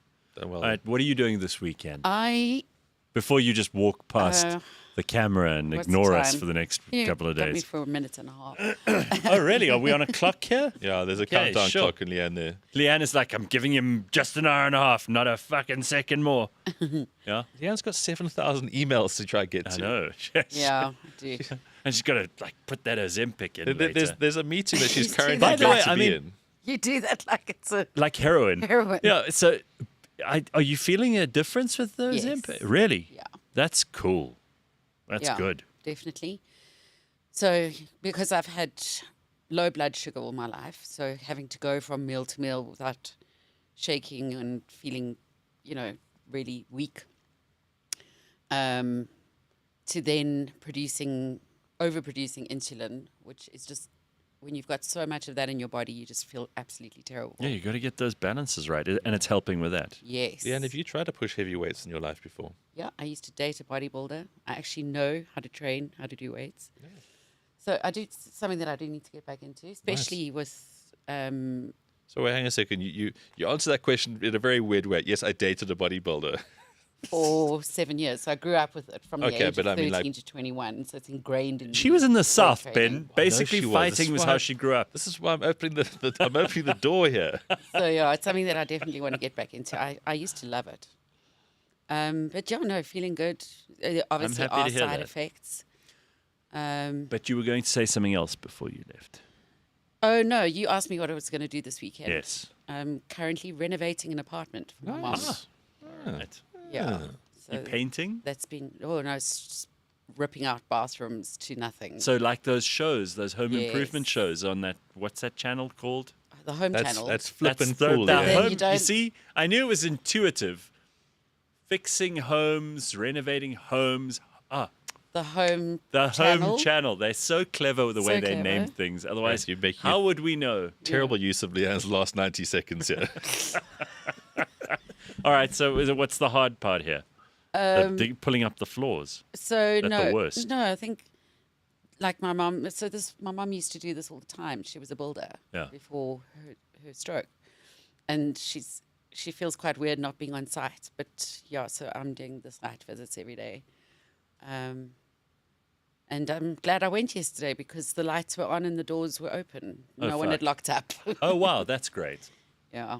Just don't let that vagrant attorney come back and No, try exactly. and take Exactly. the place again. All right, Ass. Very nice to Alrighty. see you. Have an awesome weekend. And here she walks right past the camera. Bye. You see, it's a big thing. She likes to do Are you that. forever always going to find that funny? I'm forever blowing bubbles. All right. I've got a little clip for you. Have you got that guy who sings? Yes, please play this. This is just terrific. If you needed something inspiring today, you know how we sometimes play something that, like Ben's monologue, for example, about Siya Kolisi. That was really very wasn't meant to be a inspiring. monologue. It was terrific. I liked it. It was good. We must cut that out and put it in the promo. But here is a singer who I think similarly inspires people, although he may not be aware of it. Take a look, Ben.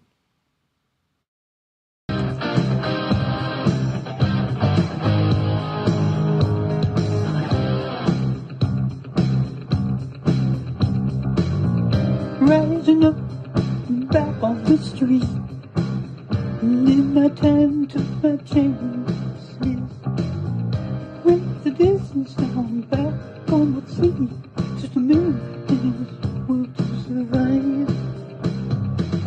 So many times it happens too fast. You trade your passion for glory, and lose your grip on the dreams of the past. You must fight just to keep them alive. See, I used to tell you, thrill of the fight, riding out to the streets of the railways, and the last things rise, there's even night, watch it,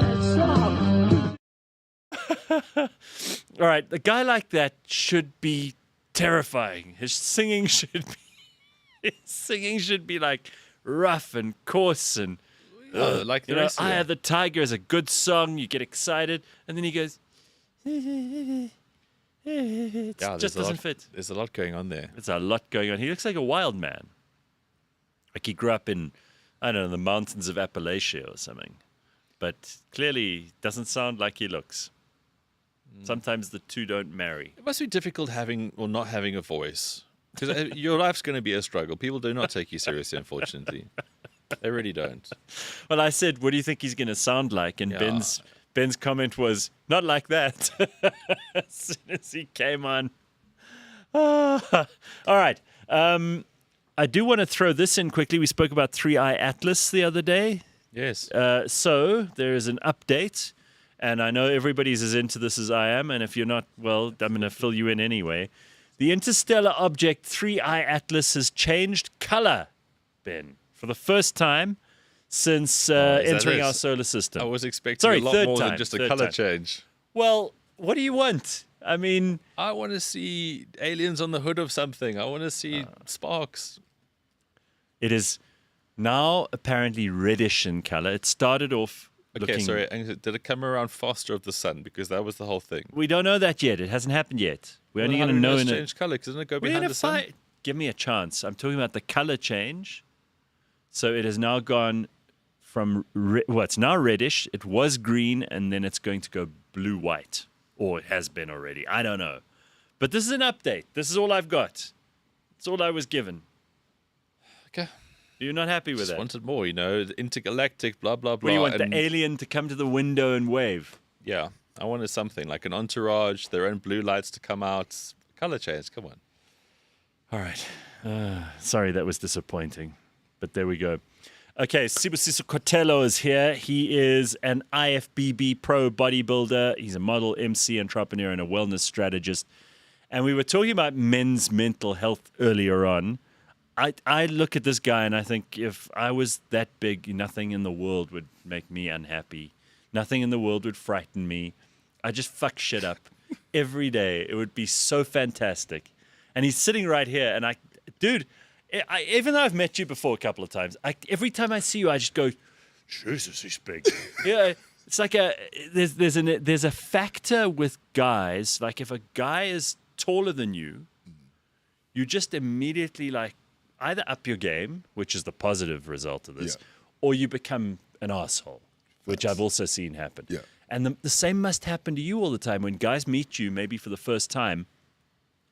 They don't know it, but they behave badly because they're intimidated just by the size of you, Totally, it's primal. right? Yeah. What do you do with that? How do you have meaningful conversations with people if they don't realize they're being like that with you? You know, it's funny because I actually had this conversation 2 days ago with my wife. And I was actually telling her, I'm like, it's actually quite crazy because it's that inherent awkwardness that they perceive that they need to act a certain way because I'm in the environment. Animal instinct It is. reaction. It's also right? like, it's trying to be an the alpha big male dog, in the room. The or big dog walks into trying the to room. prove something. Little dog goes. That's That's what it is. So well put. It's very funny. It's very I mean, funny. it also makes it difficult to have a real relationship with someone like ordinary people would, because there are dynamics that come into play. You know, I mean, for example, women are really mean if there's a pretty girl at the next door table. Right. Yeah. Guys are really insecure around a guy who's bigger, stronger, or taller than them. Yeah. And we've got to just admit it. Yeah. We've got to deal with that shit. Yeah. So how are you? I'm all right. How are you guys doing? Good, I'm man. been a while. I'm just going to point out, I don't feel insignificant right now. I know him as a Oh, wonderful please, person. you've crawled into the. There's Ben no is- competition here. As you can I'm tell, not gonna be as you shamed. can tell by Ben's positioning and posture at the moment, he's like crawling into the corner. Guys, you know, of the every week I sofa. talk about this couch making me look weird, okay? This is Yeah, not yeah. the week I want to bring that up So, again. I mean, Sibu, the last time you were here, you were on Ben's show on the Yes. bounce. It's one of my favorite And you episodes, guys, yeah. but Yeah. I Got got through to some quickly great reflect on it because we Of just course. spoke about rugby now. But And I loved your monologue on Sia, by the way. oh, wasn't it good? Yeah. It's Yeah, beautiful. there we go. Absolutely beautiful. It's such a great thing. I really think it's beautiful. He's a great guy. Yeah. So you are there in the thick of it every week, Yeah. and you've become like a symbol of, I suppose, our dominance and our lordship over rugby. Yeah. And I'm sure that it's hilarious and it's different every week. But what really goes on behind the scenes? Is there anything we're missing out on that we don't get to see that you see? I think having to be that close to the boys, I've started to appreciate their work ethic more than I would when you guys don't have access to them. Like what Rassi has done with the team for me, I really think you should write a coaching module. And I say coaching holistically because even on a mental perspective, what you've seen with the boys, it's something to be really, really revered. In fact, I was telling one of my friends, like, do you actually hang out with the guys? I'm like, you take it for granted how disciplined they are. Yeah. Like, they genuinely, after every single match, will debrief immediately after the match. There's no play. You know what I mean? Like, we don't see these things. They go shower, debrief off the match, and then they get to the hotel and it's lights out because they're already anticipating the next move for the next day or the travels. So I got to actually hang out with them when the season was done because that's the kind of discipline these guys actually have. So for me, I think it's just put that professionalism that we see on the field, it's actually 200% more than what we don't see.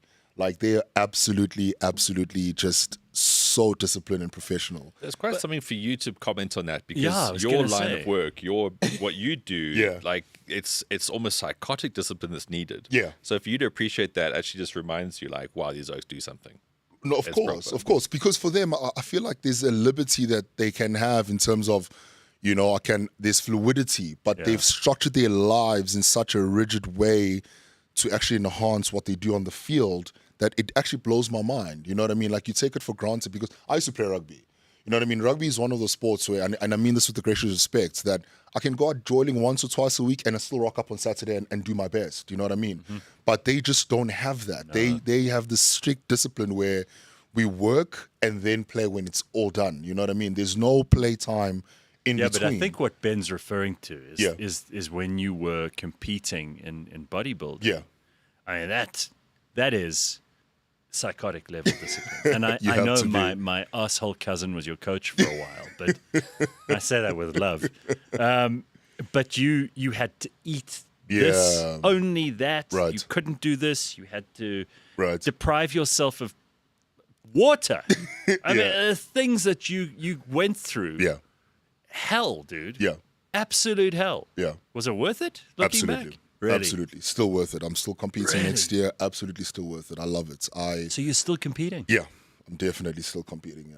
That's super. It's kind of like people love supercars. This is the only way I keep thinking about it. Yes. You see like a Pagani Zonda or you see whatever, like a Bugatti Veyron, all those kind of things. He is like, it's like the human embodiment of You that. are. It Yeah, takes that's what you are. incredibly smart things, incredibly good resources, discipline, and perfection to come together. And that's what it is. I mean, a lot of guys will go, oh, look at those oaks with the muscles and whatever. Cheapers, but to get that, to understand what a body is capable of, like to understand the levels that a human mind can get to. Yeah. And the mind is the important thing Absolutely. here, right? Like, Absolutely. I'm glad Ben brought that up because Absolutely. the level of self-control, Yes. discipline, Yes. dedication that is Delayed required. gratification. Delayed gratification. I mean, you mentioned... Hanan was talking about that earlier with why 16-year-olds shouldn't vote. Yeah, absolutely. But for other people in your life too, I mean, Of course. it puts them through hell. Of right? course. So Absolutely. is your wife on board for you competing next year? Absolutely. I wouldn't do it otherwise. Right? Jesus. I call Wow. it getting the approval from head office. I call it the head right. office. Now you also, for people who don't know this, and it may not be news to everybody, but you got a degree in chemical engineering. Civil. Civil engineering, and people by and large assume, and they want to put you in a box. Right? Of course. So when they see you come out at the beginning of the rugby match and you're doing your Impi thing, they're like, that oak has to be a meathead. Yeah. This is what are your day-to-day things that you have to do? Because I mean, people wouldn't put you in the civil engineering block. For sure. They would assume that Yeah. you must have been a rugby player at high school. Yeah. You got into gym. You became a bodybuilder. Right. Sure, you worked hard and you've got Yeah. good genes and all of that stuff. But that's kind of where you focused all the time. 100%. And people don't like it when you can do 2 or 3 things. Yeah. Because then they have to think more about you than the convenient box that they'd put you in. 100%. 100%. Society does that, right? Yeah. You're right. Society does that. They make you to become this one-dimensional person. Yeah. And especially if you're good at one thing, they expect you to only be good at that one specific thing, which is really short-minded, right? It makes you frustrated because then on the occasion where you feel like you do want to prove them wrong, Right. which does, we all fall prey to that Yeah. sometimes, it becomes a bit of work for you. Of course. But also some of the time you're like, I couldn't care less what you think of me. And Which then is you just don't, normally my default setting. It's normally my do you default get setting. people, because I'm sure there are lots of people in the country who don't know you, but they love you because they see you on TV every other week. Yeah. Do you get any shittiness from people? Oh, absolutely. Really? Yeah. Yeah. Like what? What do they say to you? That, well, who's got the balls to say shit Well, to you? it's normally not in person. I'll be very honest. It's normally not in person. I'd love to see someone I'll like, be very "Whoa, frank. yo, you're a puss. However, though, Walk up to you in the street. when people are drinking, they tend to be very, very. Yeah. Let's call Suddenly it they have brave. courage, Let's yeah. call it brave. Right. But yeah, 100%. Like especially on social media, man. I mean, being a professional bodybuilder, I don't take it for granted that what I do has to be on a public platform. So you have to take the brunt of that, right? And the responsibility that your work is in a public platform. But then you get people that will come on and be like, oh, you got such a bad back, or, they're always criticizing. And then half of the time you go on their profile, you're like, man, this is not worth the comments. And just keep it moving because 90% of the time you can see they've never stepped a day in. Yeah, they look in the gym. bovine and they want to give you Just shit. point out when he says bad back, not like I have a bad back. Yeah. It's like it's not sculpted in a certain way. You know what I mean? Oh, no, someone no. could I know. critique. There are people. Listen, dude, the things I found out through people I know in this, the posing. Yes. Like these guys have to practice posing like a choreographed dance. Yes. Or a ballet. You have Yeah. to know exactly how far to extend your arm and which way to turn and Yeah. who to Your look understanding at. of anatomy alone Holy is needed. shit. on Yeah. that. I mean, Absolutely. the knowing what's going on in your body. Are you so tuned into that stuff that you know if an injury's coming, or that you can feel when something's slightly wrong and how you can fix it before it happens? Absolutely. Over the years, you have to, right? Because Really? this is my work, right? So over the years, I started even shifting certain medicine and practices as cure medication rather than preventative medication, right? So, for example, seeing a chiropractor for me, it's not a cure anymore. Where a lot of people see a bio or a chiro or a sport Your massage chiropractor therapist. has to be a big fucking strong guy. Right? It can't be some. It's actually a can't be- strong lady. Really, because I promise you. I've got a lady who I've been to a couple of times, Yeah. and I'm like, there's no way she can possibly. How does she even get close enough to the muscles? She's No, shout busy- out to my She's putting chiropractors. all of her effort in Yeah, with yeah, both yeah. elbows, and she's only like, you're like, oh, that tickles. No, man, shout out to my chiropractors. They're very good. They're very, strong, and they've got these fancy beds that can just manipulate me and just get my bones aligned. She must be a and stuff. miracle worker. No, she's amazing. But So yeah, how often but- do you go to the chiropractor? So I try to go every 2 weeks. Shit. Every 2 weeks. So as I said, for me, it's a preventative medication. It's not a cure medication. And I really would love more people to do that. You know what I mean? Recovery for me, again, it's not like there's certain things that we only click when we're in trouble. You know what I mean? So we react to injuries. So I'm more of preventing them because obviously I'm trying to get the longevity in the sport. But Sibu, to not go on too long about how you look, Yeah. but the reality is you carry a lot more meat on your bones than Absolutely. the rest of us do. Yeah. Have you looked into what the possible negative consequences of being the machine that you are Of might course. be when you're 50 or 60? And what worries you the most? Look, bodybuilding in its purest form, and in fact I was telling my mates, is that they try to create you to be an X-frame, right? To call it the X-frame look. So which Yeah. means you've got these huge shoulders, big back, small waist, then big legs. So what it does, it actually kind of puts your waist or your midsection in a vulnerable situation. Right. So now what happens with most of us... Would that be your right, core and your spine? 100%, right? So Okay. what happens with most of us, we're so fixated in building this big legs, this big back, that we actually don't take a lot of, pay a lot of attention in my midsection. And I felt vulnerable to that. So over the years, I found myself having to correct what I should have done in the inception of my bodybuilding career, where I should have paid more attention in having a stronger core to sustain the fact that I was going to put on so much muscle. So that also becomes a conundrum that you have to play around with. Do you think that was Ronnie Coleman's thing? Because the greatest back in the day, right? I would love to think so, man. Like, I don't want to speculate what caused Ronnie this Coleman injury. is, Yeah, and he no, can't by walk, basically. reputation. You know what I Sure. mean? But Can't walk I'd anymore. like to think that probably aided that. It's not. It's the fixation of trying to cultivate one thing, and then neglecting the other instead of doing it simultaneously, which is a trap a lot of us fall into when it comes to bodybuilding. What do you do on an airplane? Emergency, and I had to do aisle seat because Right. half of my body. Because is actually I hanging love off you, the aisle. but if you came down the fucking aisle, I wouldn't want you sitting next to me. I feel sorry for people when I approach them. Like half of the time I go there, I'm like, oh my God, I hope it's a small human. Or I just, in most cases, if I kind of like see if it's peak time, genuinely speaking, I have to book the seat next to me. Right. Genuinely, especially if it's like a Damn. daytime flight. Yeah, because for me, it's also like I don't want to make. It's not about my comfortability. It's the guy sitting next There is to me. no point in you trying to use the loo on a plane. You won't fit in there. It's a struggle. There is no point in you. There are many things that the rest of us just take for granted as regular-sized Scratching humans. my back. Yeah. You can't. You've never been able to scratch your own back. There are parts of your back that are inaccessible for all time. This is also part of the reason you have a wife. Yes. Right. Just my back Let's scratcher. be fair. Yeah. These are the struggles that this poor man. Absolutely. To be serious for a second, you are very involved in helping other people to be the best version of themselves. Always, man. Because that's what you do. You That's live the it. best reward. And again, maybe this is a guy thing, but when we see other people Yeah. who have done what they said they would do, Yeah. they are a walking, living example of being the best they can be. Yeah. It's easier for us to believe and to listen to their advice. 100%. So people will ask you for this stuff. When it comes to mental health, Yeah. do you have any areas of particular interest at the moment? Are there things that you are trying to get other people to understand? Are there Yeah. things you've struggled with? Yeah, I mean, Ben and I actually spoke, right? I was actually diagnosed with depression, 2017. Obviously, with depression, they call them the terrible twins, comes with the anxiety, right?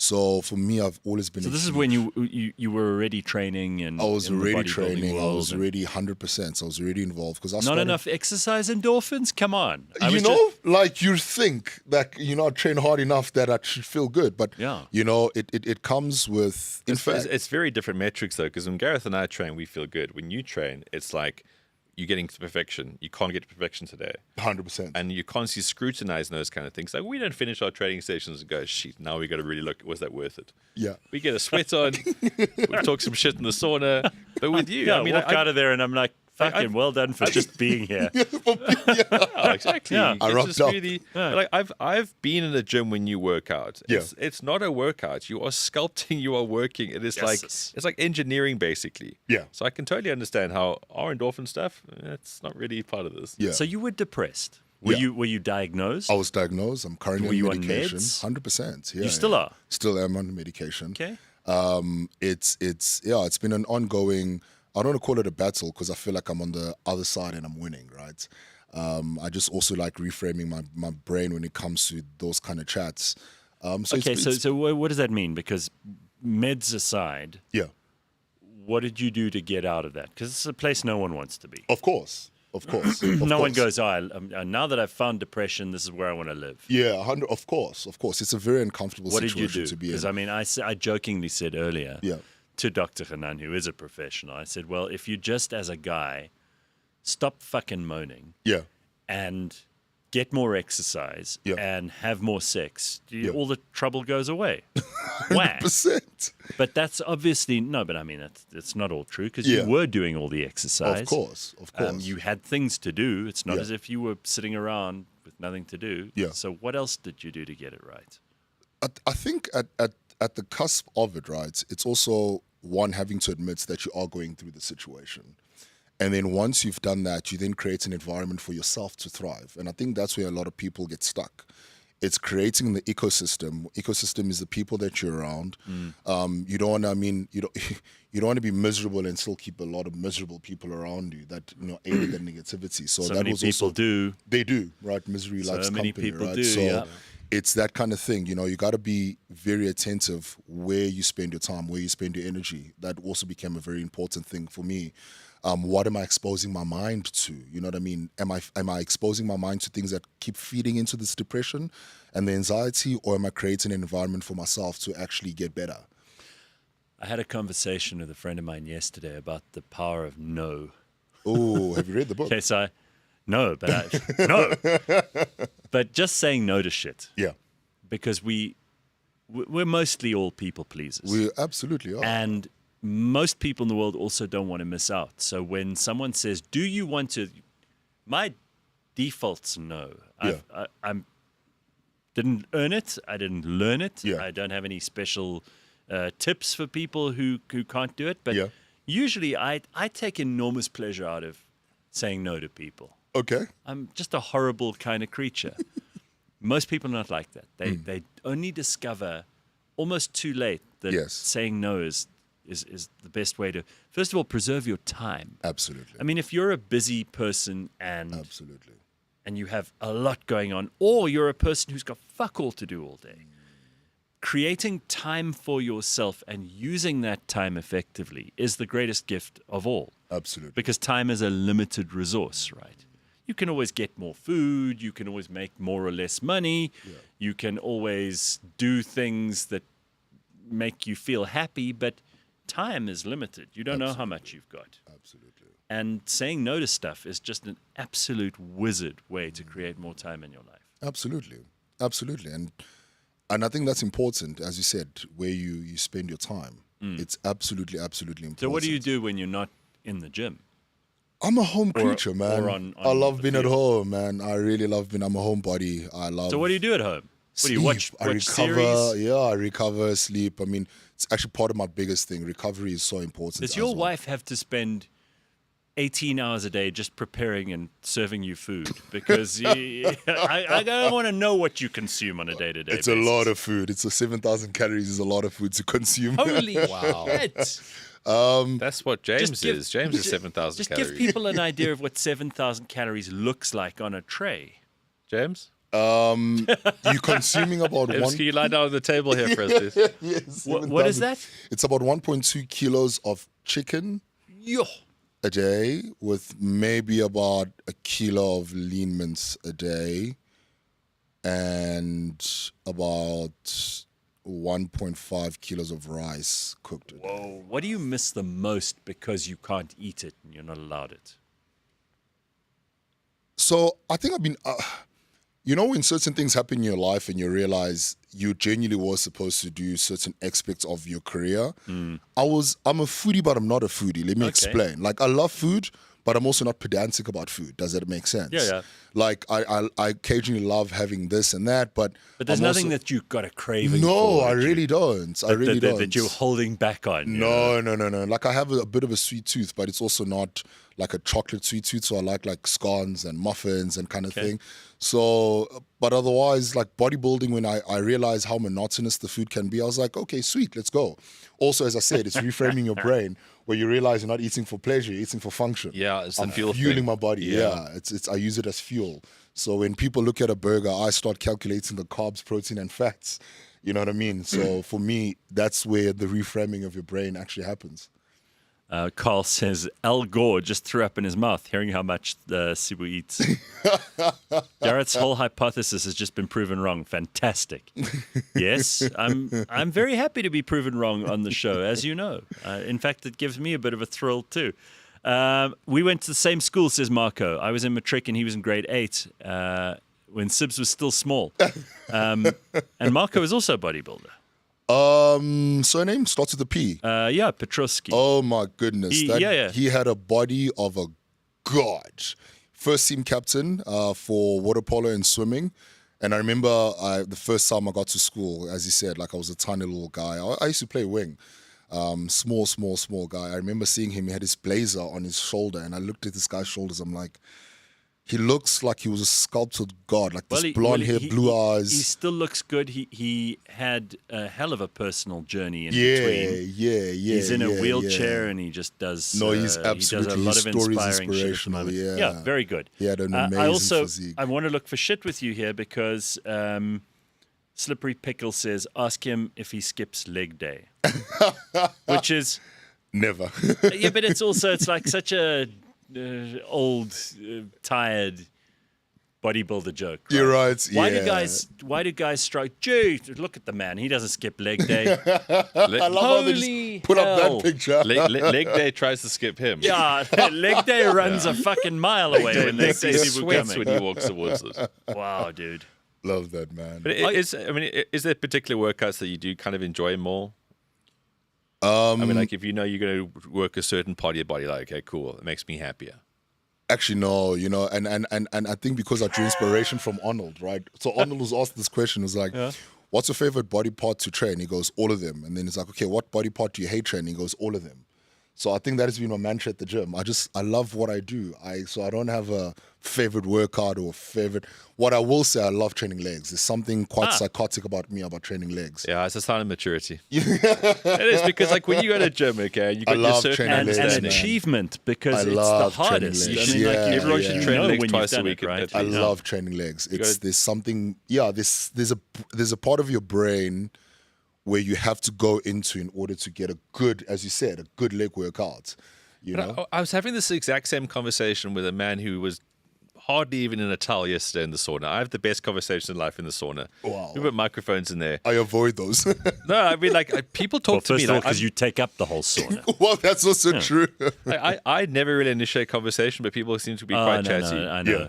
But like, And you have political conversations. I have everything you in there. You solve But- the world's but problems. I was having this chat with this guy, and he's like, you know what the great thing about training and like what it does for your mind in the moment is that everyone's got problems in the day. Yeah. But there's no problem quite like what a squat rack can really get you. Yeah. But it's how you solve that by getting through it. Because it's like, it sucks. This guy's like, you don't worry if that girl doesn't text you back when you like 6 reps in and you got to push to 8 and you do it. 100%. 100%. And it, like to the people who don't go to gym, it's like, oh yeah, meathead maths, whatever. But there's something beautiful in that. It gets you to a space where it's like, okay, I can do that, and then you apply that to so many other things, and before you know Absolutely. it, it's like one foot in front of the rest. One of my favorite things in the whole world is getting home after I've been at the gym and I've really put in the effort. Because some days you don't. You go through the motions, but you're not putting in the effort. Right. And I'm by no means as experienced in the world of fitness and training as, in fact, the glimmer of light on the horizon is what you guys are already, you particularly, Sibu, you've experienced the absolute apogee of this. Absolutely. But to me, the best feeling is to get home and to actually be tired. Like, I love that. Then I know I'm going to sleep well. Exactly. I know that I'm not fat. I know I've fought off the monsters of being lazy. Yeah. Yeah, And that's That's such a good way of putting it it's just because great. like when Gareth said, "What do you do?" It's like recovery is big, but you've earned that. Yeah. There's something so cool about recovery because it's like this earned experience. And I love the way you say that. I always say I want to earn my sleep. So I work hard at the gym to earn my recovery. Otherwise, it feels like I feel guilty. Like I'm sitting there going, what are you recovering from? You didn't train that hard. So you have the self-talk as well, like, okay, tomorrow you got to work like better. You know what I mean? Because you want to earn your sleep. You want to earn that recovery. You know, there are not a lot of people in the world who look like you do and who've put the amount of work into their body that you have. Do you get people asking you to be in movies, commercials? I mean, there must be a lot of that going on. Yeah, well, recently, 100%, especially, Right. you know, being on TV now with the box. It's kind of put me in the forefront of guys going, ooh, if we want a guy to play, you know, a guy to play this particular role, that's the kind of guy. I'm actually currently working on a project in Cape Town. Can't really disclose much. Sure. But yeah, because they needed a character who looks this particular shape, and I was like, okay, sweet. You know, so it's been a beautiful journey. It's been a beautiful journey. Would you take up that kind of thing as a permanent career if it came to you on the right basis? I believe in keeping the real thing the real thing. My real thing right now is bodybuilding. Right. So anything that will distract me from my bodybuilding, I that's work all- everything else around the bodybuilding. That's all consuming, right? Yeah, at the 100%, moment. yeah. How long do you think you still want to keep doing that, though? Because there is a window period. 100%. There is. I've always saw myself. I'm 34 now. Geez, I sound old. 34? It's okay. No, dude. I'm 43. You're good. So I think at 40 I'm done. So I've got the next 6-7 years, maybe pushing it. And then after that, you know, because in bodybuilding, you start actually, your prime is actually 32.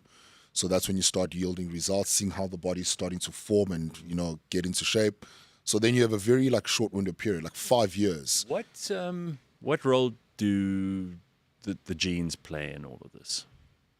They do. I won't lie. For the longest time, I didn't like that conversation.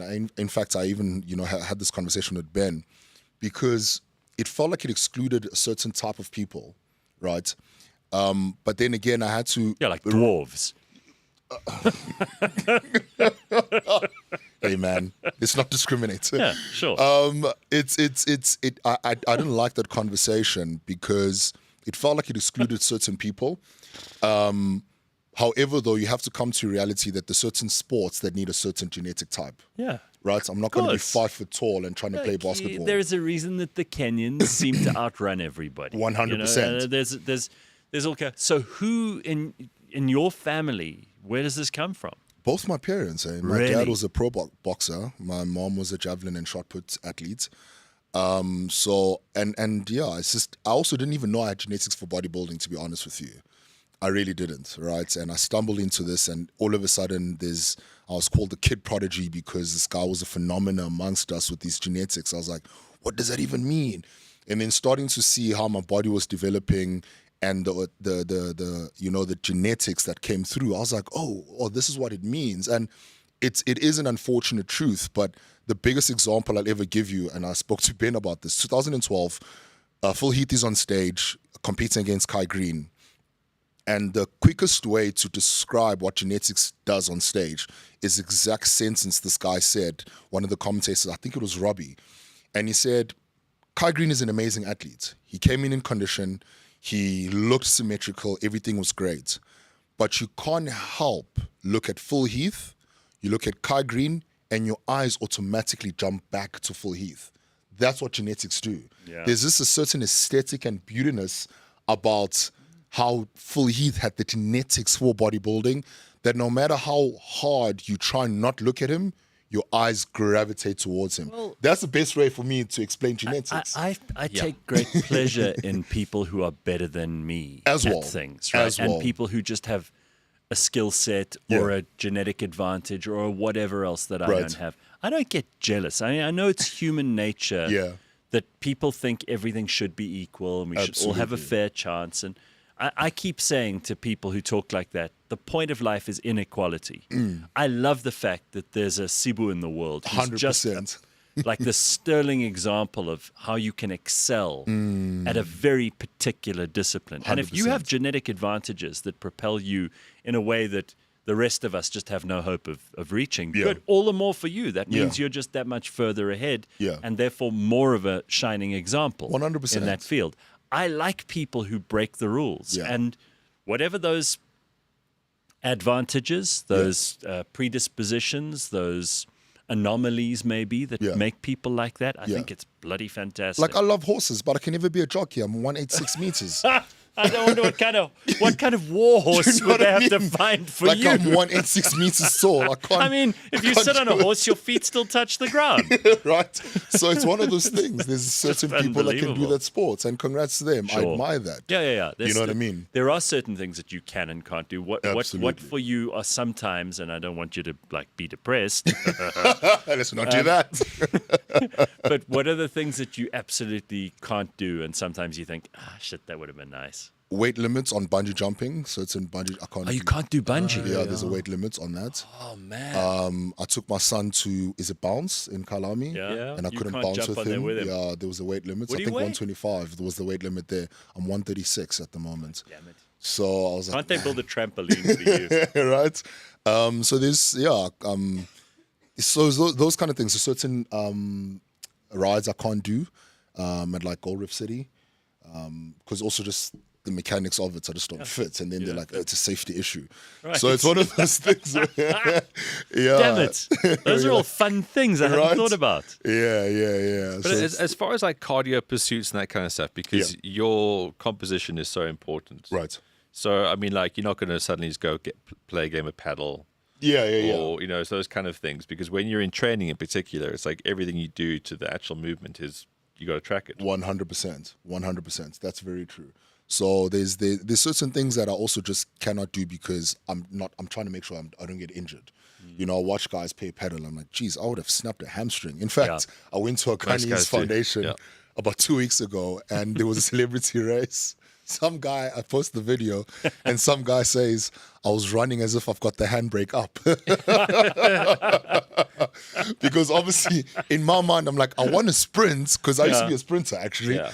But then I'm like, but I also just don't want to pull a hammy. So now here I am running in a very awkward way. So there's certain pleasures that I really can't enjoy and, participate in. But it's life. Who are the greatest? Because there seems to be a conversation going on in the comment section Right. about the greatest people in bodybuilding.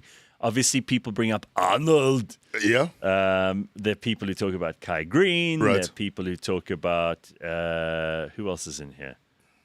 Ziz. Okay. Yeah. Don't know who that is. I get why they like him. And obviously, there are plenty of people who you would have been inspired by. Absolutely. Who are the greatest? So for me, genetically, because I feel like we have the same genetic structure, Kevin Levrone is one of my favorite bodybuilders.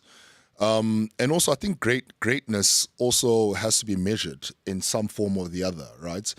South Africa is the greatest rugby team of all time. This particular team, because of the medals that we've won back-to-back, Right. World Cups, and there's a certain yardstick we can use. So on paper, actually, the greatest bodybuilder of all time is actually Dexter Jackson. He's won the most pro shows. He's won every single award there has ever been in bodybuilding. Arnold Classic. He's won Mr. Olympia. Wow. So that becomes the yardstick in which we measure him. Okay. And then obviously we have Ronnie Coleman who comes into the mix. He's been called the king of bodybuilding because of just the genetic freak that he was and the fact that we'll most likely never experience another Ronnie Coleman in our lifetime, right? And then for me, there's people's psyche in bodybuilding, being Mr. Olympia, that I aspire to. Jay Cutler, for me, one of the most phenomenal bodybuilders because he was able to win Mr. Olympia, lose it, and go and get it back. Not a lot of people can claim that up until recently with Derek Lunsford. So I think that becomes a very... what is a yardstick in which we're using to actually call 'cause someone the greatest of all time? You want to be able to measure You know what the I mean? greatness. yeah. Arnold definitely can be in the conversation. Well, it's also, personality must play As a part. well, you know when what it I mean? comes to Arnold, that guy, I think he let himself down with a couple of political comments every now and then. Right. But the guy is just a phenomenon. Absolutely. And I would love to meet Arnold, and yes, I think Arnold would be fun to hang around with. I really but think also, so too. I just admire the fact that everything he does, Yeah. he wins at. Absolutely. I'm gonna go to America, so he goes to America. And does I'm gonna movies. be governor Yeah. of California, And he does He it. becomes it. Yeah. I'm gonna win the bodybuilding. He wins. I'm gonna make the greatest movies. Yes. He makes the greatest movies. I call him the Batman of bodybuilding. I'm gonna fuck the maid. Well, He come does on. that too. Yeah, I made a child with the maid. He was just great. I call him the Batman of bodybuilding, Yeah. right? Because what is Batman's superpower? He doesn't have a superpower. He's rich. Right? So I guess that is No, he his does. He superpower. doesn't have a It's a superpower. But it's his mentalness, right? I think his superpower It's a very is good mental point, yeah. capacity. Is he's able to understand, perceive his. In fact, let me tell you why I call him the Batman of bodybuilding. Someone said if Arnold's competing in this day and age, do you think Arnold will be Mr. Olympia? And my answer was yes, Yeah. because Arnold will study, will sit down, double down, and do whatever it takes to Right. be the bodybuilder that's needed to be the best in this era. Because remember, he doesn't come from the mass monster era. So if it came to a time where he needed to be a mass monster, best believe Arnold will do that. Yeah. So he's the Batman of bodybuilding. Well, he's a Terminator as well. Like he'll put all that together. He does what it takes. He does what it takes. But So I- for me, he's the Batman of bodybuilding. I'd love that sort of the movie about him. It was like a biopic. It Mm. wasn't like a huge budget thing, but it was his life and where he came from and what it was, where the sport Absolutely. was, where he was as well. Absolutely. But I It's think those inspirational, guys would have had the most fun as well. Because it wasn't quite as professional. It was definitely getting there and because of them. Yeah. But those guys must have had parties there. Like I really think so. The Arnold and brother. it's- What do you mean? After he won, I think Arnold. Sorry, not the Arnold. The Olympia, 1975. He's sitting there with the whiskey, smoking a cigar. I'm like, that is actually but so he, cool. he still parties hard, and he's got a zoo at home. He's got like wild animals in his back garden. What a man. His whole family loves him. What a man. All the other actors and actresses would love to be invited to his house. Yeah. And he's just fun to be around. He makes people laugh. He Absolutely. laughs a lot. Yeah. He seems like a very happy guy. Yeah, and he still trains. I mean, obviously, what is he now? He's like in his 70s. Yeah. Yeah. Must be, it must be. Yeah, I mean, what a full life. What an absolute full life he must have had. But like you see those old memes come up, like with him driving that old Merc. And he's Did you like, see his recent video? He went to the gym. He looked at the guys like, stick to your diets. Just change the gear protocol. And you're going to take him seriously. Of course. If Arnold gives you any advice, you're going to listen to him. All right. So one other quick thing, because I know we got to move on to something else in a second, but are there any hacks that you've discovered along the way? And obviously, this doesn't work for everybody, but maybe you've discovered some little secrets, hacks, some supplements, some things that you do that may be useful to people who are either just training to be fit or that are thinking of competing. Yeah. Peptides, man. There's a very big ongoing conversation right now with peptides. And it's funny because we've always known about peptides, but it's just now become such a bigger conversation to have with anti-aging, with testosterone, development. What form do you take it in? Sorry? What form do you take peptides in? Is it like Injection. Oh, really? 100%. Yeah. Injection. It's an amino acid, long chain amino acid. So there's been a very ongoing. I mean, collagen is a peptide. Sure. A lot of ladies right now are going. Collagen is the thing for the skin development, Sure. hair, nails. So those, I think, those have become my hack. BPC now has become. In fact, I think BPC just got approved by the FDA as a thing to take because it helps with your recovery. So it's I think those are the current hacks that I feel like I'm utilizing them now. That maybe 5 years ago I was like they're there, but we didn't really pay attention to them. So I think those are the kind of things. And then recovery, I'm such a huge advocate. I'll never stop being a huge advocate of recovery. In fact, earlier you spoke about mental health. Ice bathing actually has been aided in helping mental health. Right? Oh, really? Yeah. Okay, I always said that I would used it for recovery. It Yeah, turns that's the out it main actually thing. helps for my depression. I was like, well, that's a win. I get to recover and not be depressed. Here we go. Too cold to be depressed. I like that. Yeah. completely. I mean, I said when I was going through the heights of that. Yeah. People make a big deal about recovery, but it's the mental benefits. Absolutely, Again, it's man. it's like problem solving. Okay. Yeah. Massive problem, just like we said, the squat rack. Massive problem, but I can solve it. I can do this, and you come out and you go, yeah, I did that. Yeah. And it's a sense of achievement. Like, we need those little things the whole time. We need those little breadcrumbs to get us to better places. Absolutely. I do love it. Anyway, dude, you keep inspiring the rest of us Thank you so much, man. to be mere mortals while you are playing among the gods. Like, I'm pumped to go to the gym this weekend. Just There we because, go. Yeah, But There like, we go. genuinely. Like, Being in his genuinely. company, yeah. There we go. You're very cool, man. Thank you so much for coming to see us. Thank you for having me. Sibusiso Kotelo, and you got social media. People can follow you there Yeah. and everything else, and you get to see him Kotelo. before the rugby. Yeah. Are you off to the game?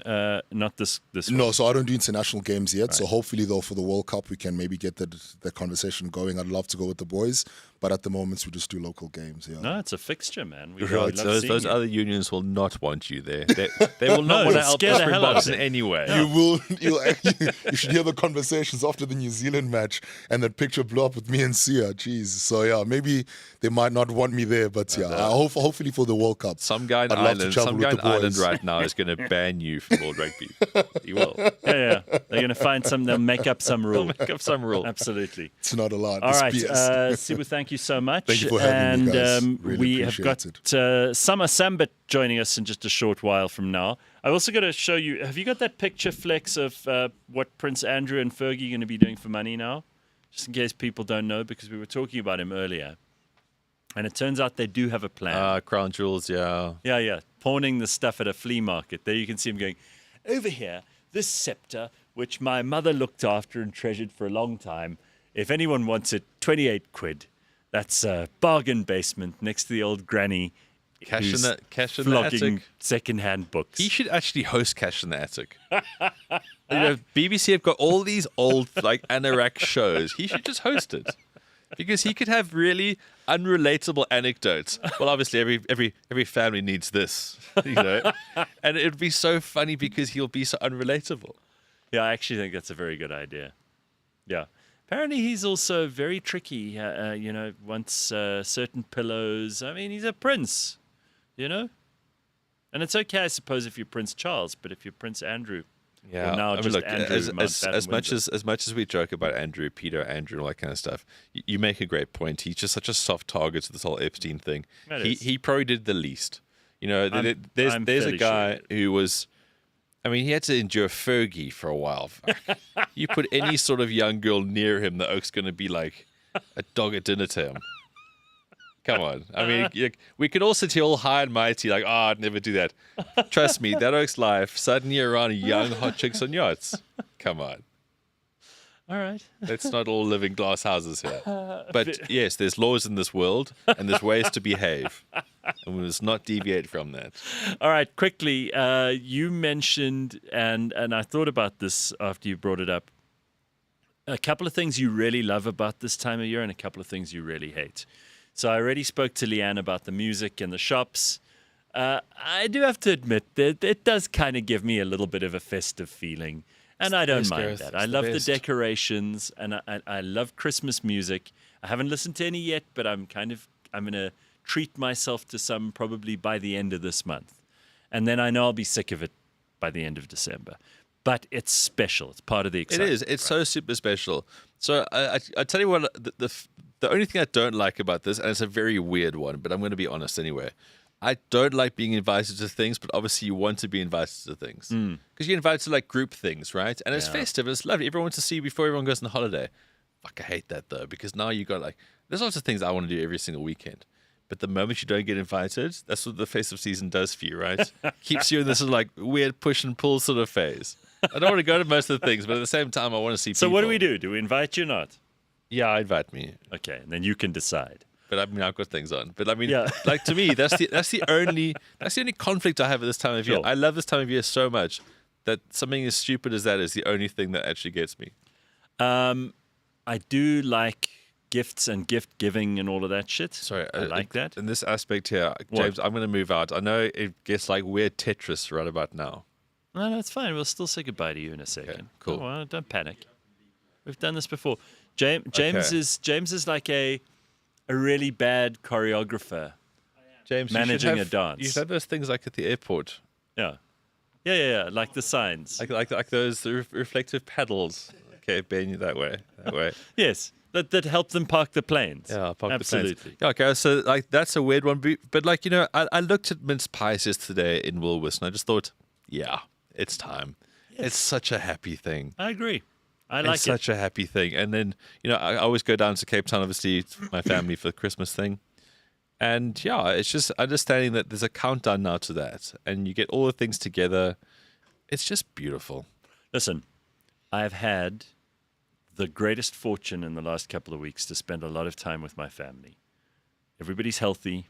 Everybody's happy. It's a proper privilege. And we went away to celebrate my parents' 50th anniversary. Incredible. The other day. I mean, there are people who can't keep it together for a fucking month. And these two have been together and believe me, they argue and they fight. But 50 years, I am just very impressed with that. And the entire family is a result of that. It's just great. This weekend, we've got my sister's boyfriend's birthday, so I'm going to see them again. You can't get enough of that stuff, man. I can only say that if you have family, appreciate them, spend as much time with them as you can. You will never, ever regret that. Well, send my regards to Minty. I hope he's having a wonderful time. I'll tell him. I'll Tell him. All right, Ben, fuck off.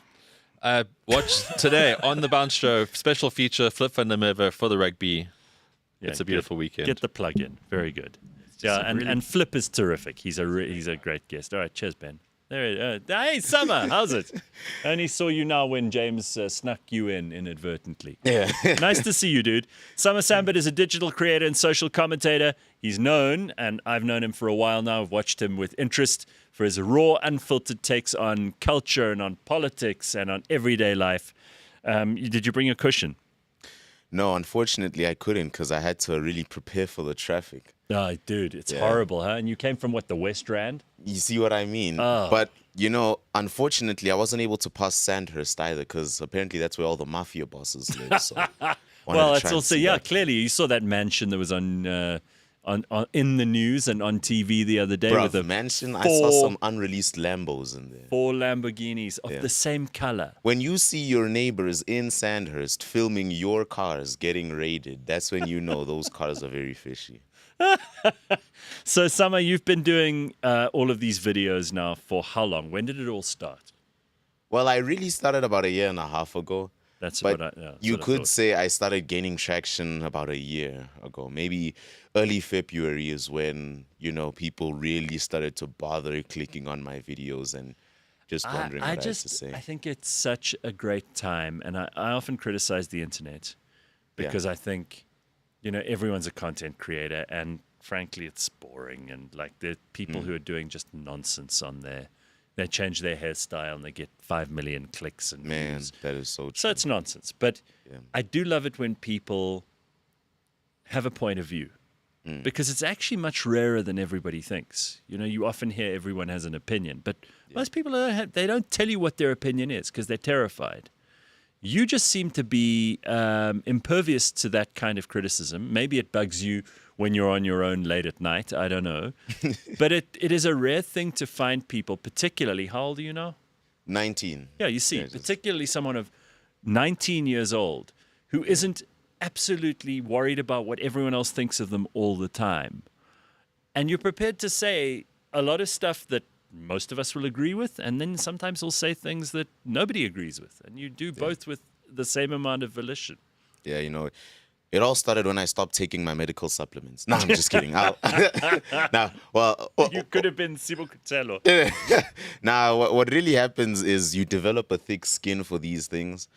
It's with practice and with consistency, you really develop a thick skin for what other people have to say. I used to listen to some of these other guys and they'd say the best way to not care of what others think is to just start. And when you really stop caring, that's when you really get some traction because the audience really gets to see the real you. And that's the beauty of it all. They appreciate your most authentic self. There's some of these guys who've been doing this for like 6 years, 7 years, and they still haven't gotten about 500 subscribers because they keep trying to be someone else and it's not working. Gareth Cliff is Gareth Cliff because he's not scared to be Gareth Cliff. And so what kind of a childhood did you have? Because confidence is a rare thing. You have Oh, to yeah. be. I do agree that it's easier now to put yourself on camera because it's almost second nature to so many people, especially young people. But confidence is not second nature. Most people are, as I mentioned before, socially aware or socially obsessed to the Yeah. degree that they can't actually venture an opinion. I mean, I know people who are rich, they are popular, they are well situated in life, they've got a career, they've got a family, and they are shit scared to say a third of the things, a tenth of the things that you say. So where does this confidence come from? I think hardship really got the most of it. I'm never the type to really admit it. You know, I was always the guy to always just keep my upbringing and stuff like that as second nature or as private because I was never the type to really put the blame on other things for my shortcomings or my gifts. But, you know, what you realize is you get a whole lot of confidence when you start taking naps for dinner as a kid. So you ever had taken a nap for dinner, man? That's that's crazy. So you didn't have everything. No, I'd be lying if I said I did. That would have been cool, though. Okay, but how yeah. tough was it? Because it Oh, also, yeah. I appreciate, by the way, the fact that you are a private individual and Yeah. you don't feel you have to suddenly do an Oprah Winfrey show here and Nah, spill nah, out your. I don't need struggle cred, man. Yeah, sure. Yeah, But I do think that there are levels of suffering that have been elevated to the ridiculous in South Africa, and there are people who are genuinely suffering who are ignored because their story doesn't fit people's narratives. So what kind of, I mean, a sketch of a very basic scenario of what you didn't have or what you did have as a kid and how it got you to where you are. Yeah. So just before I get to that, one thing I can tell you is someone who's really been through hardship barely ever gets to share it. Right? It's usually these guys who've been barely through anything who will come up with this great story, right? Like the whole Mandela thing, right? The whole Robben Island situation. Sure. But if I were to sum it up to like a few words, it would probably be barely anything in the fridge, constantly on the move, because mom and dad can't pay the rent and we didn't have any property. So, you know, luckily not changing any schools because the school I went to was a Catholic school. It was a very small Catholic school, so you didn't really need to pay anything if you wanted to be in there. You just had to be a Catholic kid who was willing to do his catechism, and it was getting good marks. You know, we can call that indoctrination in another day, but yeah. And clearly you were smart. I mean, clearly you are smart, and obviously that gave you something to build on. Because I was when a you problem, yes. You know, but when you when you say you're a problem, like there the gifted kids, the smart kids, the really curious kids are always the ones who also cause trouble. But it gives you something. It's like that's you realize, okay, I'm good at this. I could build on that, even if everything else falls apart. Was that kind of what happened with you? Yeah, you know, I used to get a lot of heat in class because I just asked so many questions, man. Even the unnecessary ones. It would be something as simple as just a science lesson, and I'd asked why this theory was this way and why this dude didn't just wake up in the morning and decided to be that way. And the other students would get pissed off because we're trying to finish this topic because the exam is tomorrow. You know, and then this guy is asking these unnecessary questions. You know, it's unnecessary because it doesn't get you anywhere in society. That's how it all starts. Right? That's how people don't ask questions or speak out anymore later in life, because they are taught in the classroom that there's necessary questions and then there's unnecessary questions. But I was fortunate enough to have a teacher who told me there's no such thing as an unnecessary question. The very mere fact that there is a question is evidence that it's something of importance. So I was always the kid just asking about everything. And that's really what pushed me to go into the political sector. Because if life is as simple as some of these great philosophers says, then why is it so complicated for, you know, majority of our nation? And it just really went all the way from there. It shouldn't be. And again, your first principles intuition, which you had with the science teacher when you were asking, why do we have this theory? Where does it come from? that first principles thing is unfortunately seldom a subject for people in most political analysis and discourse to ever actually interrogate. They're very happy to just accept the broad wisdom. You know, here's the good guy, here's the bad guy. Correct. Yeah. This is how you should vote. Like the headline stuff, Yeah. the stuff that you see on X that can be, fitted Yeah. into maybe a small paragraph at most. Yeah. But don't you dare dive deeper than that and ask For questions sure, about yeah. why or how did that happen Yeah. or who was involved or because for most people it's just too much information. That was it for me, man. Like, and believe it or not, I was also supposed to be just another pawn in the game. I was supposed to also be an ANC baby who sang What do you Kill mean the supposed Bull. to be? So my upbringing, I grew up in a very, very ANC-like household. Were your parents political? Not at all. They definitely weren't afraid to share their political views. Okay. But political, I wouldn't say. You know, they were business people, and in business, you usually don't go that way. Right. But, nonetheless, we weren't afraid to really share our political views when the time was right. And they encouraged you to? For sure. For sure. They always encouraged me Even when to. you disagreed? Yeah, yeah. We debate all the time at the dinner table, Okay. When we could have dinner, it was always, why do you think so? There were never those really dictative parents, and I'll appreciate that forever. I was also supposed to be just another dude who went to school and got his job and voted for the ANC every 4 years and never questioned the corruption or why there were piles of trash on the other side of the road or why there were more homeless people popping up out of nowhere or more drug addicts as kids, and my science teacher kind of made me snap out of it. Like someone waking you up in the Matrix when Neo finally got out of that tube. Mm-hmm. That movie scene felt unreal, but it felt so relatable to me because here's someone who told me, hey, you do understand not everything is as it seems, right? Your president isn't as happy clappy as he likes to portray himself as. And me being an 8th grader kid, you can imagine me being a kid going, what? Wait, so you're telling me the things he promises us on TV actually don't happen? That's crazy. And it just went on from there. And that's when you could say I really started taking the opposite direction in life. I could have also benefited from BEE. I could have also been a comrade and you have never seen me again.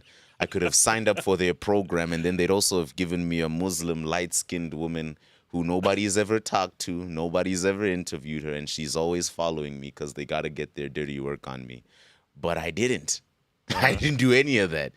And the path I took was seen as this anti-Christ path, especially in the communities I grew up in. Sure. You're a traitor, right? Man, yeah. Some of the no people idea. will call you all kinds of names. All the things. They're like, oh, look at him. He thinks he's better than all of us now because he's on GC's show. Right? Or he sold out to the white people. Apparently that exists. They come up with all these theories. The white people are putting money. Of course. They're putting money in your account now. Definitely. Yeah. It's The white definitely their people. fault you were fired. It's their fault your roads are dirty. It's also their fault your bathrooms are out of order now. So this falling out of love with the ANC, because in some ways I do think that you're an advanced and evolved version of this, maybe at a speed that's faster than most people. But a lot of people in South Africa are waking up to the fact that they've been lied to, that they've had the wool pulled over their eyes. Yeah. And it is encouraging to me that so many people are going back to first principles, thinking for themselves, making up their own minds, not buying the narrative on everything, not just the ANC, but on all other parties too, because they all have their problems.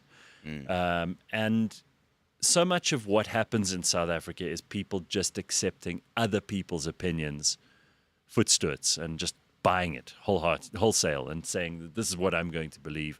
Because it's easier to take it off the shelf if someone else has made it and use it rather than make it yourself. Yeah. But you're obviously not like that. You interrogate all these things to the degree that you do. And as I said earlier, you're okay with being unpopular about some of it. For sure. What kind of feedback do you get from, first of all, your friends, second of all, other political commentators and analysts, and third of all, the people whose opinion you respect. What do you get from those three groups? Well, if a friend starts not being your friend because of your political views, were they ever a friend? No. You know, you see what I mean?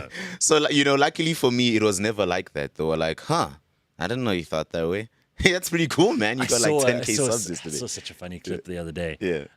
Somebody was on a talk show, Yeah. and it was these two girls, and they were talking to, I think it was Megyn Kelly and someone else. Yeah. And this woman who was being interviewed, whose name I cannot remember, Megyn Kelly says to her, "Oh, and she said she won't be your friend anymore since you said this about Donald Trump or whatever." Yeah. Oh, wow. And you know, it's way worse in Hollywood than it is Yeah. in South Africa. Man. And this girl was like, "Okay, well, I guess we weren't friends to start with, just to prove your Yeah. point." And they both laughed about it. But obviously, that other person is, I stood for my principles, and politics is more important than friendship.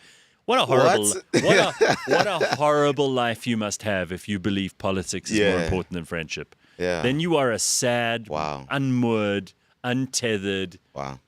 atomized individual who there's no way to make people like that happy. She probably the type of people that believe there's a spaceship under Antarctica too. Yeah. it's Or probably one of Nazis those on the people. other Yeah, side of the moon. politics more important than friendship. Wow, Yeah, she actually believes that. that's I'm crazy. sure. What's next? Jeff Bezos is a All right, lizard? so the friends, that's Yeah. an easy one for you to answer there, and you don't mess around. You get straight to the answer. The second one is other political commentators, people in the intelligentsia, academics, people who may criticize you or agree with you. Do you care about their opinion?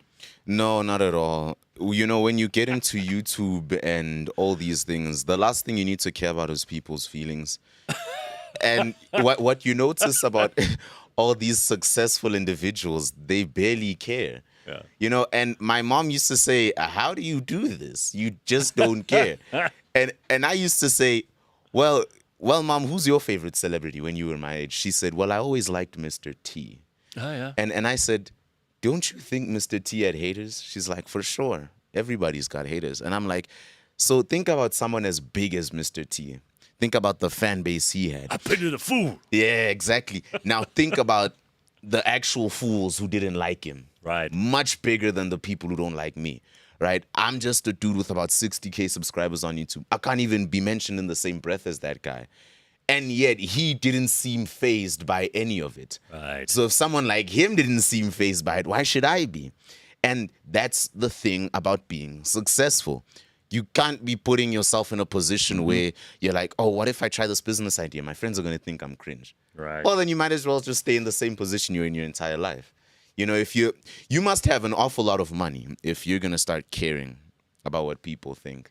Yeah, they must be. And the third group of people, are there people whose opinion you would like to hear and that you're interested in and that you'd like to think highly of you? I'm always the type to hear from everyone. You know, I always love hearing someone's point of view. So it's always an honor for me to have someone think highly of me. Would I like it? For sure. But is it that stage where I'm like, no, they have to think highly of me? No, not at all. I started this knowing very well I was going to be the villain of many people's stories.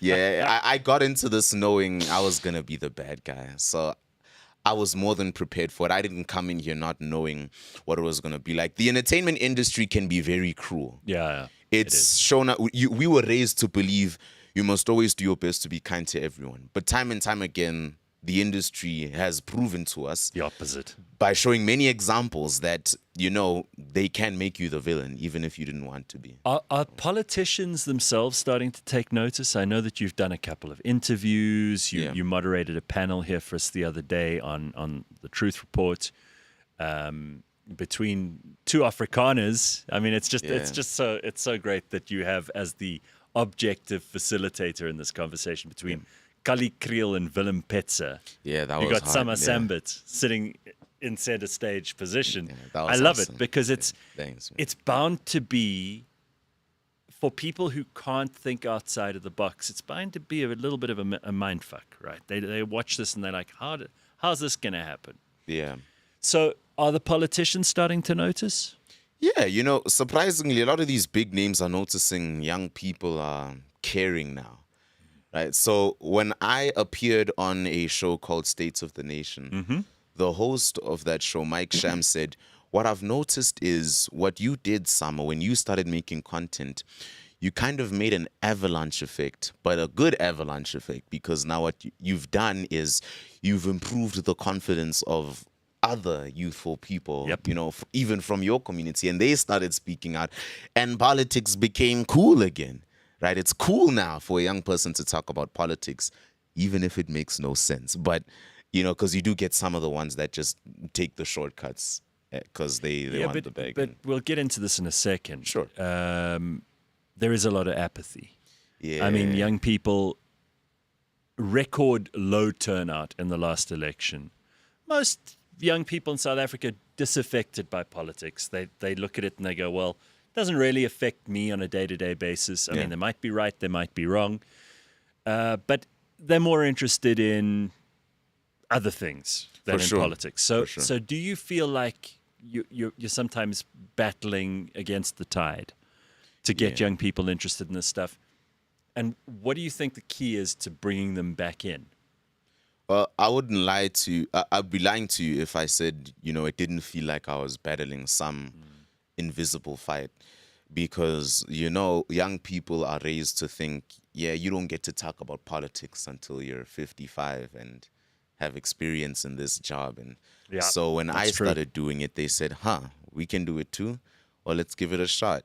So, you know, Donald Trump the other day was streaming with the live streamer of my generation. Something that was never seen before. The president, at the time he was still campaigning, but he was streaming with Aiden Ross. And, you know, Aiden Ross fans were shocked and they were like, wow, Trump must really be a cool guy. Let me see what he's about. You know, let me try and vote. That's how you reach out to young people. And Trump saw that. Barron Trump is the one who told him to start going to all these masculine podcasts because that's how you get a younger audience. So I started doing the same thing. If you really want people of your generation to be as interested in the stuff as you are, then you need to show them that there's nothing to be afraid of. And you definitely shouldn't be afraid of voicing your opinion, you know, no matter who doesn't agree with it. So I also started, you know, streaming and talking about these points of views. I'd give my cultural commentary and social commentary, then add some political commentary, and they'd be like, well, that's interesting. Well, then, Summer, what do you think of this? And through small things like that, I'd be winning the fight.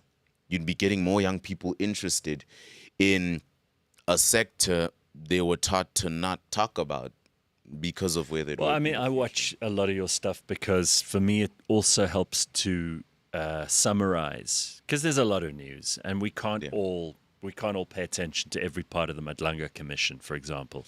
Yeah. But I know you are, and I know that you'll give me the hot takes that I can then, again, ready-made, off the shelf, I can go and use those to formulate my own opinion later. If I find that you have lied to me or whatever, and it may happen, who knows, it hasn't yet. For sure, yeah. If I find that I wouldn't tell you that, though. it would ruin the experience, and then I'd have to go and find someone else I could use for this stuff. But is it a lot of work? Is it a lot of preparation, or do you just find South Africa such a rich environment for stuff to talk about that you don't even have to stress about this stuff? You just have to make sure you're reasonably well informed. You think about it, and then you press record. How does it work? So, you know, there's always drama in South Africa. So that thing of someone coming to me and saying, Summer, what should I start making content? I'm like, man, there's way too much. You can make content about anything, from the poisoned quarters down the corner to the money found in Cyril's couch the other day. You could make content about anything. Now, the challenge is to be well informed about it, because you can talk about something, but remember, you're talking about it in front of 10,000 people who've never met you before. So they're counting on your legitimacy because you might have been the first video they came across today. So now it's your responsibility to be well informed and seem opinionated if you're that type of person. What you think, and it's also your duty to ask them what they think, because at the end, you want a meaningful discussion. So that's what I've always been doing. So let's get into a few of the things that you think, because you said you released a Cyril video this week, and you just said this guy, this guy just doesn't care. Yeah. Right? He just doesn't care. He doesn't give a shit about us. He's not worried about us. He's got a different set of priorities to us. Yeah. Let's start with the president, because he's the head of the fish, and they say it rots from the head. So this guy had the hopes and dreams of many people projected onto him at the beginning. We'd come out of the Zuma era, and Jacob Zuma was the villain, and it was easy to scapegoat him and send him to Nkandla, and then, for a little jail stint. And then we could all pack our sins onto him, and then it would all be better.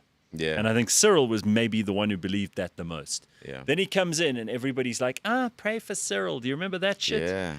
And then COVID comes along, and people are like, we've got to pray even harder for Cyril. Yeah. And he squanders all of this capital. He wastes every bit of it. And he's been a tremendous disappointment, because I almost find myself going, I'd rather have Getlitlekisa back. Yeah. Do you think I'm alone? No, not at all. I'm with you right there. This is genius. It's genius how Cyril convinced people that he's still the better guy after all this time. It's because we villainized Zuma so much in our heads. When Cyril came, he was this hero. And because he had to be this hero, because we had nowhere else to turn to, we've painted this picture where everything wrong he does is just a small obstacle he just has to go through to get to the bigger goal in the end. Believe it or not, there's still South Africans who believe in this day and age, in 2025, that Cyril can still do it. He's playing 4D chess. Yeah, you see, he's got some master plan. And I said that the other day. Y'all think he's still just playing 4D chess, and he'd probably tell you that too. Yeah. And you know what? If I had Ankole Kettle and just entered office, I wouldn't care either.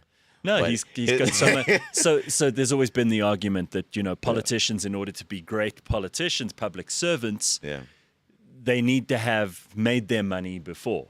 That was always the argument. People are like, oh, no, if you're a rich person and you go into politics, you have pure motives. Right. Well, that's not of true. Course. That's not true at all. As we've seen from his, I don't know if it's his wife, former wife's nephew, who knows, but this relative of his who we were talking about the Lamborghinis earlier. Oh, his nephew, and the mansion. Yeah. And there are all kinds of people connected to him. And why would we believe that his connections would be any better than Jacob Zuma's connections?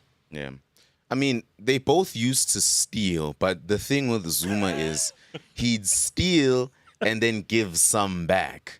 You get what I mean? Like, he'd still steal a lot, and but also you knew what you were dealing with. You see, he was like an honest thief. Exactly. He was like, I'm gonna steal your shit. You see, with and Cyril, it's like, I would never steal your shit. Meanwhile, there the hands go. coming and around. It's a lot more than the guy who actually admits way he steals. worse. Yeah. A lot of these locals where I grew up, so this was around the West Rand, Rudiport area, they used to apply for social development funds to start their own things.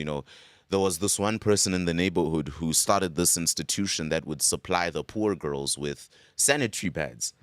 And it was the ANC that gave him that contract. Right. And shockingly, when Cyril came into office and the whole COVID thing came, it was all wiped out. Yeah. And now we're getting these stories of deep corruption in social development and all these assassinations happening to people like Mpho Malofe and Babita Deokoran. Funny how it all happened when Zuma What happened with this Brown Mohotsi guy? What is that story? Because he faked his own assassination? Apparently that's what we're getting right now. At first I was on the guy's side because it did seem like he was cooperating with law enforcement. He was willing to rat everyone out because just like any criminal who's deep in the mafia world, you realize when you're caught, nobody's going to back you up. These guys at some point were untouchable.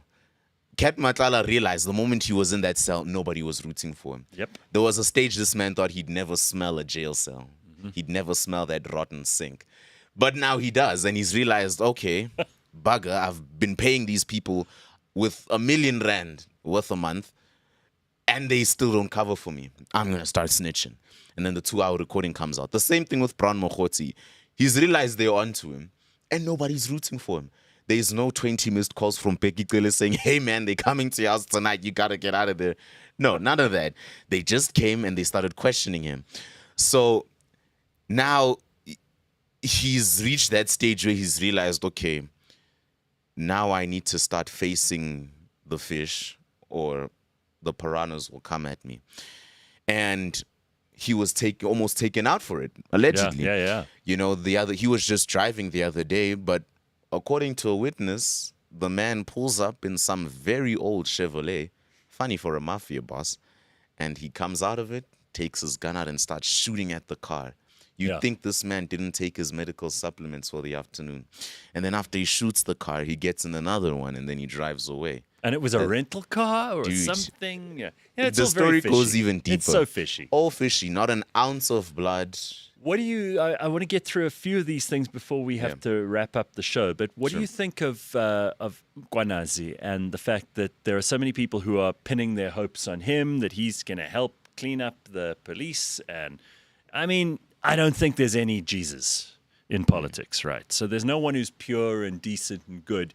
But it does seem to me like this guy is one of the better ones, and we would be well placed to put more trust in him and less in the likes of Senzo Mchunu. Yeah, and for others, sure. Yeah. Right? I mean, I used to say this all the time. People don't actually think about this. I used to say, you need to sit down one day, no internet, no phone, and think about this. If Mkwanazi didn't do that viral briefing, you wouldn't have known what was going on. And look how bad it is. You see, if it wasn't for that viral briefing, you genuinely wouldn't have known that there was a mafia boss in Sandhurst, Senzo Mchunu, Bekitele Matlala. Nobody even knew who that was. You wouldn't know about this rabbit hole and all these political assassinations and the DJ somebody thing if it wasn't from Kwanazi saying, hey guys, there's drug cartels that have infiltrated our South African politics, so just go check that out real quick. We wouldn't have known that. I hear so many good stories about him. I heard just this week about how he said to his officers in KwaZulu-Natal, he said to them, if I catch any of you taking a bribe, you're finished. If anyone offers you a bribe, you lock them in jail immediately. Isn't that how it's supposed to be? You would think, but in South Africa, that is the exception, not the rule. Yeah. Right? That's true. We've reached that stage now where you're seen as this Moses if you just call out corruption. People see me as this Elijah when I started, talking about these political matters online. And I'd be like, what are you talking about? I didn't even give y'all a solution. I just said this is happening. And everyone was like, yeah, but it's so brave of you. How did you do that? Because you have eyes and you have a mouth. Exactly. I remember yesterday I was talking on the Brown Mokotsi situation and they were like, Sama must be some kind of genius. How did you know about this? I'm like, guys, as I'm making this video, I'm watching SABC, the live stream of the Madlanga Commission. You could do the same thing, if you just cared. And that's the thing about South Africans. We've developed this Messiah syndrome since Mandela. So no one wants to take accountability for their own actions anymore. Everyone just wants someone to come and do it for them. So when someone like me comes out and calls things out online, I have to run for president all of a sudden. Yeah. Oh, that's always what happens. The minute you say something that they're not brave enough to say, Summer, you've got to run for president. You see, they want that's to their use solution you, to everything. They want you to be their Jesus. You see, they want to use you to address what they are too afraid to address. Correct. So they want you to take things out of their chest. Yep. And that's not how things are supposed to work. Right? We're supposed to work together to build a better South Africa. You can't expect the one guy to fix everything. That's what got us in this mess. I mean, you could literally argue that. What is the most exciting part of politics in South Africa? And then we'll get into some international stuff in a short while. I have found myself falling slightly out of love with politics in South Africa because I do think so much of it is pedestrian. So much of it is about the personalities rather than the actual policies. And maybe I'm just getting old and boring. I mean, I'm happy to eventually be called old and boring. What is the exciting stuff for you? I'm a troll, man. So when I can do something that gets people to hate me, it just feels so good. And I realize politics is the quickest way to that. If you just say Malema's a racist, you already have an entire group of black people that want your throat slit the moment they see you. So you're doing something right. But, seriously, I think the most exciting thing about all this is that mere feeling that you are contributing to the better of the nation by helping with calling out the problems and coming up with solutions, there's no feeling that can replace that. That's why entrepreneurs exist. There's a problem in society, and an entrepreneur wants to find an alternative solution to that problem, or just wants to better a situation. Doesn't necessarily have to be bad. So, that mere feeling of calling out a problem, talking about it, and coming up with a solution, which is what, this entire thing is. If you sum it all down, then that's amazing, and collaborating with people with the same mindset. Me coming on this great show that's been there for quite some time now, talking about, the same problems and coming up with solutions to better the nation. Well, you have, I think you've just from the videos I've seen, you've come up with some really interesting solutions, takes, analysis. And I really think it's valuable when someone has a point of view, but they've also got the facts and they've thought about it a little bit, and they've really closed all the doors down the passage, so that the door that you end up walking through is the one they always wanted you to walk through. It's a fun way of looking at politics, and I think you do it damn well. Thanks, man. Internationally, do you have any strong feelings? Obviously, you're watching what's going on in Europe and America and Argentina and Mexico, India, China. Yeah. What for you is the main area of interest? I think this week specifically, if we really want to be recent, I really commend Trump for calling out the atrocities that have been going on in Nigeria. Yeah. Their genocide has been ignored for a very long time. And I thought it was absolutely unfair that, there would be other atrocities, smaller atrocities rather, in the world that would be called out. And then you had this entire group of West Africans who were being slaughtered like cattle, because of all these extremist groups that believe it is their religion to wipe these people out because they're infidels. And I really praised him for that. I'm yet to make a video on that, They truly is, a massive genocide in Nigeria. It's terrible. Also in Sudan, corruption. that continues to be a massive as well. disaster. And it's just not, somehow it does not get the attention that Gaza gets, or not at all, that Ukraine gets. Nope. There are some subjects that it seems even the people who they're trying to convince us that they're the most compassionate and empathetic people in the world. Right. But they don't give a shit about Nigeria or Sudan. No, they don't. You can't get them to even point to it on a map, No, let they alone never did. care. Now, remember, Africa was always that type of continent where if there was a commercial made for us by the World Health Organization, there would always have to be a Starving skinny child. kid. There we Yeah, go. yeah, That's yeah. Africa. Right. There's no war in Africa. Everybody's too hungry. Bob to have war. Geldof going, do they know it's Yeah. Christmas Always the white young lady with the ranger hat going to feed all the hungry kids and over handing there. out food Yeah, and then passes. water starts coming from one well, and all the kids start dancing And the around. ANC guys that open You it. see, Yeah. that's Africa. Look, I'm opening the tap. Yeah. In fact, See? Cyril did that a while ago. It was very, Wow. very funny. You don't say. What is your take on, and obviously this week there's a lot of news around the G20 and Joburg. I don't know if Yeah. the roads in your area have been improved at all, potholes filled, traffic lights repaired. Well, I can't say we filled them with tar, but we filled them with something that can definitely get the cars to move smoothly from now on. What do you think of Trump's comment about how South Africa shouldn't be in the Gs? I think he said it too late. He should have said that like 3 years ago. Why are we in the Gs?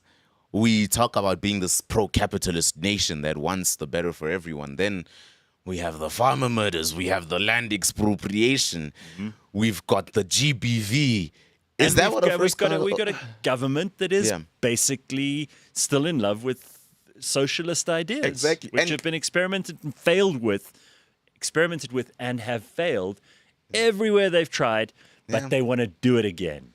And you know what, Gareth? We just love to criticize the actual first world countries. We took Israel to the ICJ the other day. And I went to Israel recently. Oh, yeah? And you won't believe it. The way Israel is portrayed on mainstream media news, you'll always have a BBC journalist with a bulletproof vest talking like she's about to duck a missile, right? Yeah, Or correct. giving I went to Tel Aviv and I was expecting the very same thing. Took us to a nice What, you hotel. didn't bump into Christiana Manpour? No. I really wanted to bump into Greta Thunberg, but the time I arrived there, she already left. You were a bit early, or she was late, or See, whatever. And some people mistaken me for Mandla Mandela. I said, what? No. I don't come here in a boat. A shitty boat. Dude, Stinking boat filled with I thought we're the activists ones who don't hate all shave the their illegal armpits. immigrants, but we come Yeah. just like them. You know. So and- before we get into the politics of it, Yeah, yeah. what did you think of Israel? What surprised you? What are the people like? What's the situation there? Because up to a little while ago, it was still an active war zone. very much You know, so. despite the fact that you may not have had missiles falling on you. Definitely. You know, the news told us it was a war zone, and we were told to believe that it was happening everywhere. But you'll be shocked to find out there have been areas that have been untouched. You know, there's still places that have still been kept clean. Some hostages are still taken, yes. You know, Hamas is still on the loose and all of that's still happening. But I really respect how they've managed to stabilize things. When I was there, you could walk around. I was just walking around on the beach at 3 a.m. Don't ask why. I was walking around on the beach at 3 a.m. You know, you saw all these, you know, the hot young females walking around. Safely. Sure. All the guys that look like models playing volleyball over there. 3 a.m. Old couples walking Wow. around.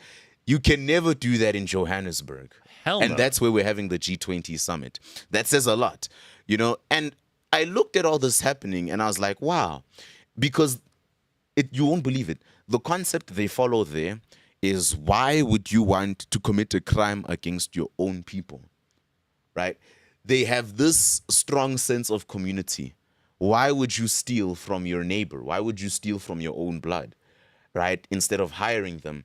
When you go to the restaurants, there's barely any unemployment in the state of Israel, because when you go to these restaurants, for example, or these shoemaking stores, the people that work there is people of my generation. You'll have the young people, and then the older generation like yourself or herself, they're the ones who really run the things. Okay. So it's like a generational thing, right? They're giving them the tools and they're really putting in the effort and making the effort to try and be their best. It's like a lovely connected situation where everyone is looking out for each other. You know, even in the Hamas attacks, you know, everyone knew someone whose house they could go to for protection.